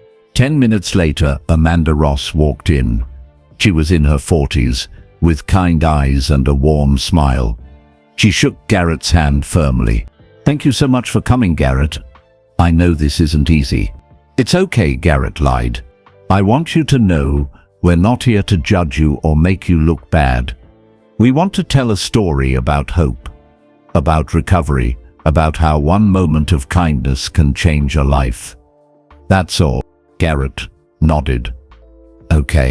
I'll ask you about that night, about what led up to it, about what happened on stage, and about what your life looks like now. Just be honest. That's all we need. They went over the questions for a few minutes. Nothing felt like a trap. Nothing felt mean. Just honest questions that deserved honest answers. At 8:45, they led Garrett onto the set. Bright lights, cameras, a small audience of about 50 people sitting in chairs. It looked bigger than it was somehow, more intimidating. Garrett sat in a chair across from Amanda. Someone clipped a small microphone to his shirt. Someone else powdered his face so it wouldn't shine under the lights. 30 seconds. Someone called out. Garrett's heart hammered. He looked into the audience and saw Frank sitting in the front row, giving him a thumbs up. You've got this, Frank mouthed. The cameras started rolling. Good morning, everyone, Amanda said, smiling at the camera. Today we have a very special guest. 6 months ago, something extraordinary happened at a Michael Jackson concert in Madison Square Garden. A moment that went viral. A moment that touched millions of people. And it started with our guest today, Garrett Mullins. Garrett, thank you for being here. Thank you for having me, Garrett said. His voice came out steady, which surprised him. Let's start at the beginning. Tell us about that night. What brought you to Madison Square Garden? So Garrett told the story. He told it honestly. He talked about losing his job, about the drinking, about feeling worthless and angry, about standing up and yelling at Michael Jackson. I was at my lowest point, Garrett said. I'd lost everything that mattered, and I wanted someone else to hurt like I was hurting. It's not something I'm proud of. But Michael Jackson responded with kindness, Amanda said. He invited you on stage. He did. And I couldn't understand why. I'd insulted him. I tried to ruin his show. But instead of having security throw me out, he reached out his hand. Garrett described what happened next. Being on stage. The conversation. Singing for melody. The phone call. The audience was completely silent. Several people were crying. That phone call changed everything, Garrett said. Hearing my daughter's voice, being able to tell her I loved her. It reminded me what I was fighting for, who I was fighting for, and what's happened in the 6 months since. Amanda asked. I got sober, Garrett said simply. I go to AA meetings. I have a sponsor, Frank, who's here with me today. He gestured to Frank in the audience. I got a job. I've been working hard, seeing my daughter every week, rebuilding my life one day at a time. That's incredible, Amanda said. What would you say to someone watching right now who's struggling? Who feels hopeless? Garrett thought carefully before answering. I'd say you're not alone. Even when it feels like you are, you're not. There are people who care. People who want to help, but you have to reach out. You have to ask. And I know that's scary. Believe me, I know. But it's worth it. He paused, gathering his thoughts. And I'd say, you don't have to fix everything today. Just do the next right thing. Just take the next step. And then the next one. That's how you climb out of the hole. One step at a time. Amanda smiled. Beautiful advice. Before we end, is there anything you want to say to Michael Jackson? Garrett looked directly at the camera. Thank you, he said, his voice thick with emotion. Thank you for seeing me when I felt invisible. Thank you for showing me compassion when I deserved judgment. Thank you for reminding me that people can be kind, that second chances exist. You saved my life that night. And I'm going to spend the rest of my life trying to pass that gift forward, to help others the way you helped me. The audience applauded. Amanda had tears in her eyes. Thank you, Garrett. That was powerful. Really powerful. After the cameras stopped, several people from the audience came up to Garrett. They shook his hand, hugged him, thanked him for his honesty. One woman, maybe 30 years old, grabbed his hand tight. My brother is struggling with addiction. He won't get help. But I'm going to show him this episode. Maybe hearing your story will reach him when nothing else has. I hope it does, Garrett said. Tell him it's worth it. Tell him he's worth it. A man in his 50s approached. I lost my job last year. I've been too ashamed to tell anyone. Hearing you talk about it, it helps. It really helps. Tell someone, Garrett urged. Don't carry it alone. That's what almost destroyed me. The isolation. The shame. Let people help you. The man nodded, tears in his eyes. I will. Thank you. Frank came up and put his arm around Garrett's shoulders. You did good, brother. Really good. It was harder than I thought, Garrett admitted, but also, Easier? Does that make sense? It makes perfect sense. The truth is always easier than lies, even when it's harder to say. They left the studio and grabbed breakfast at a diner on 9th Avenue. Eggs and toast and coffee that was too strong but tasted perfect anyway. What now? Frank asked. Now I keep going, Garrett said. Keep working, keep going to meetings, keep seeing Melody. Keep doing the next right thing. That's all any of us can do. That afternoon, Garrett's phone started blowing up. The episode had already aired. People were sharing clips on social media, comments were flooding in. Most were supportive, kind. People sharing their own struggles, people thanking him for his honesty. But some were cruel, people calling him weak, saying he was just looking for attention, saying he didn't deserve a second chance. Garrett showed Frank one particularly mean comment. This person says I'm pathetic, that I should be ashamed of myself. Frank read it and shrugged. Some people can't handle vulnerability. It scares them, makes them defensive. Don't let it get to you. It's hard not to. I know, but here's the thing, that person's opinion doesn't change your truth. You know what you've been through, you know how hard you've worked. That's what matters. Garrett nodded and put his phone away. Frank was right. He couldn't control what people thought. He could only control his actions, his choices, his next step. 2 weeks after the talk show aired, Garrett received an email. The subject line read, "Thank you for saving my life." He opened it nervously. "Dear Garrett, my name is Jason. I'm 28 years old. 2 weeks ago, I was planning to end my life. I'd lost my job. My girlfriend left me, and I couldn't see any reason to keep going. I was sitting in my apartment with a bottle of pills when my roommate turned on the TV. Your interview was playing, and I listened to your story. When you talked about feeling worthless, I felt like you were describing me. When you talked about that phone call with your daughter, I thought about my own family. How much I'd hurt them. How much they'd miss me if I was gone. I put the pills down. I called my mom. I told her I needed help.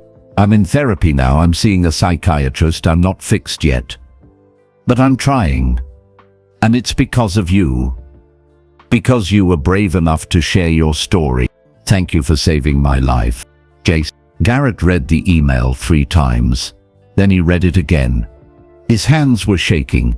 He'd helped someone. Really helped someone. Someone he'd never met. Someone he'd never see. But his words had reached them. Had given them hope. He replied immediately. "Dear Jason, thank you for writing. Thank you for choosing to stay. Thank you for asking for help. You saved your own life. I just reminded you that it was worth saving. But you did the hard part.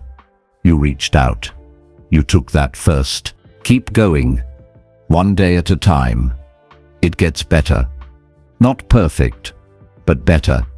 And better is worth fighting for. If you ever need someone to talk to, I'm here." Garrett. Over the next few weeks, more emails came. More stories. People who'd been inspired by his honesty. People who'd gotten help because of his words. People who'd reached out to loved ones they'd been avoiding. Garrett saved every email. He read them when things got hard. When he wanted to drink. When he felt like giving up. They reminded him why he was doing this. Why it mattered. One Sunday in early November, Garrett took Melody to Central Park. They walked by the lake, feeding ducks with bread they'd brought from home. "Daddy," Melody said, "my friend Emma saw you on TV. She said you were talking about being sad and getting help." Garrett's stomach clenched. He'd worried about this. About Melody's friends knowing. About her being embarrassed. "Is that okay?" he asked carefully. "That Emma saw?" Melody thought about it. "I think so. Emma said her dad is sad sometimes too. She said maybe he should get help like you did." "That would be good," Garrett said. "Everyone needs help sometimes. Even you? Especially me." Melody slipped her small hand into his. I'm glad you got help, Daddy. I'm glad you're better. Me too, baby girl. Me too. They walked in comfortable silence for a while. The autumn leaves crunched under their feet. The air smelled like fall, crisp and clean and full of possibility. Daddy. Yeah? Do you still talk to Michael Jackson? Garrett's heart squeezed. No, sweetheart. I haven't talked to him since that night. Do you think he knows you're doing good? That you kept your promise? I hope so, Garrett said. I really hope so. Me too. I bet he's proud of you. Garrett stopped walking and knelt down to Melody's level. He looked at her beautiful face, so full of love and trust and hope. You know what? I think he'd be proud of you too. For being so brave. For giving me another chance. For loving me even when I wasn't easy to love. You're my daddy, Melody said, like it was the simplest thing in the world. I'll always love you. Garrett pulled her into a hug and held her tight. This was why he stayed sober. This was why he went to meetings and therapy. This was why he did the hard work every single day. For moments like this, for his daughter, for the life he was building, for second chances that he refused to waste. That night, alone in his apartment, Garrett pulled out the notes Michael had written. He read them again, like he did every night. Then he pulled out a blank piece of paper and wrote his own note. To Michael. Knowing he'd probably never send it, knowing Michael would probably never read it, but needing to write it anyway. Dear Michael, it's been 6 months since that night at Madison Square Garden. 6 months since you saved my life. I wanted you to know what's happened since then. I'm sober. 183 days. I go to meetings. I have a sponsor. I'm working hard every day to stay on this path. I have a job. A good job with a boss who believes in second chances. I see my daughter every week. She's happy. She's thriving. And she still has your note. She keeps it in a special box under her bed. I went on TV and told our story, and people reached out. People said my honesty helped them. One person even said I saved their life. Can you believe that? Me. Saving someone. I know I'm not special. I know there are thousands of people struggling just like I was. But you made me feel special that night. You made me feel seen. And that made all the difference. I'll never forget what you did for me. The compassion you showed when I deserved judgment. The second chance you gave when I'd already thrown away so many chances. I'm trying to live up to your example. To show others the same kindness you showed me. To pass forward the gift you gave me. Thank you doesn't feel like enough. But it's all I have. So thank you. Thank you for everything. Thank you for seeing the person I could be instead of the person I was. Thank you for believing in me when I couldn't believe in myself. I hope I'm making you proud. With gratitude, Garrett Mullen. He folded the letter carefully and put it in an envelope. He addressed it to Michael Jackson, though he had no idea where to send it. Maybe one day he'd find out. Maybe one day he'd get to deliver it in person and thank Michael face to face. But for now, writing it was enough. Putting the words down on paper. Acknowledging the gift. Making the promise to keep paying it forward. Garrett looked at the calendar. 183 days sober. 183 days of promises kept. 183 days of choosing hope over despair. Tomorrow would be 180, and the day after that would be 185. One day at a time. One step at a time. One promise at a time. That was how you changed your life. That was how you honored second chances. That was how you became the person you were meant to be. Garrett turned off the lights and got ready for bed. Tomorrow he had work. An AA meeting. A phone call with Melody. Tomorrow he would do the next right thing. Just like Michael had taught him, the ripples were still spreading. From Michael to Garrett. From Garrett to Jason. And all the others who'd reached out. From them to people Garrett would never meet. An endless chain of compassion and hope and second chances. One person reaching out to another. One moment of kindness changing everything. One choice to respond with love instead of judgment. That night at Madison Square Garden, 6 months ago now, had started with anger and pain. But it had transformed into something beautiful, something powerful, something that would keep spreading long after the music stopped and the lights went down. Because that's what compassion does. It multiplies. It echoes. It ripples outward forever, touching lives in ways we can never fully understand. Michael Jackson had understood that. And now Garrett did too. And tomorrow, he'd pass it on again. If this story touched your heart, tell us where you're listening from in the comments below. Are you in New York, Tokyo, London? We'd love to know. Hit that like button to help spread this message of kindness to more people who need it. And subscribe to this channel so you never miss stories that remind us what really matters. Compassion, second chances, and helping each other through the hard times. Remember what Michael taught Garrett that night. When you see someone struggling, reach out. Be kind. You never know whose life you might change. Click on the video appearing on your screen right now for another incredible true story about hope and redemption. Thanks for watching, and remember, we're all just walking each other home.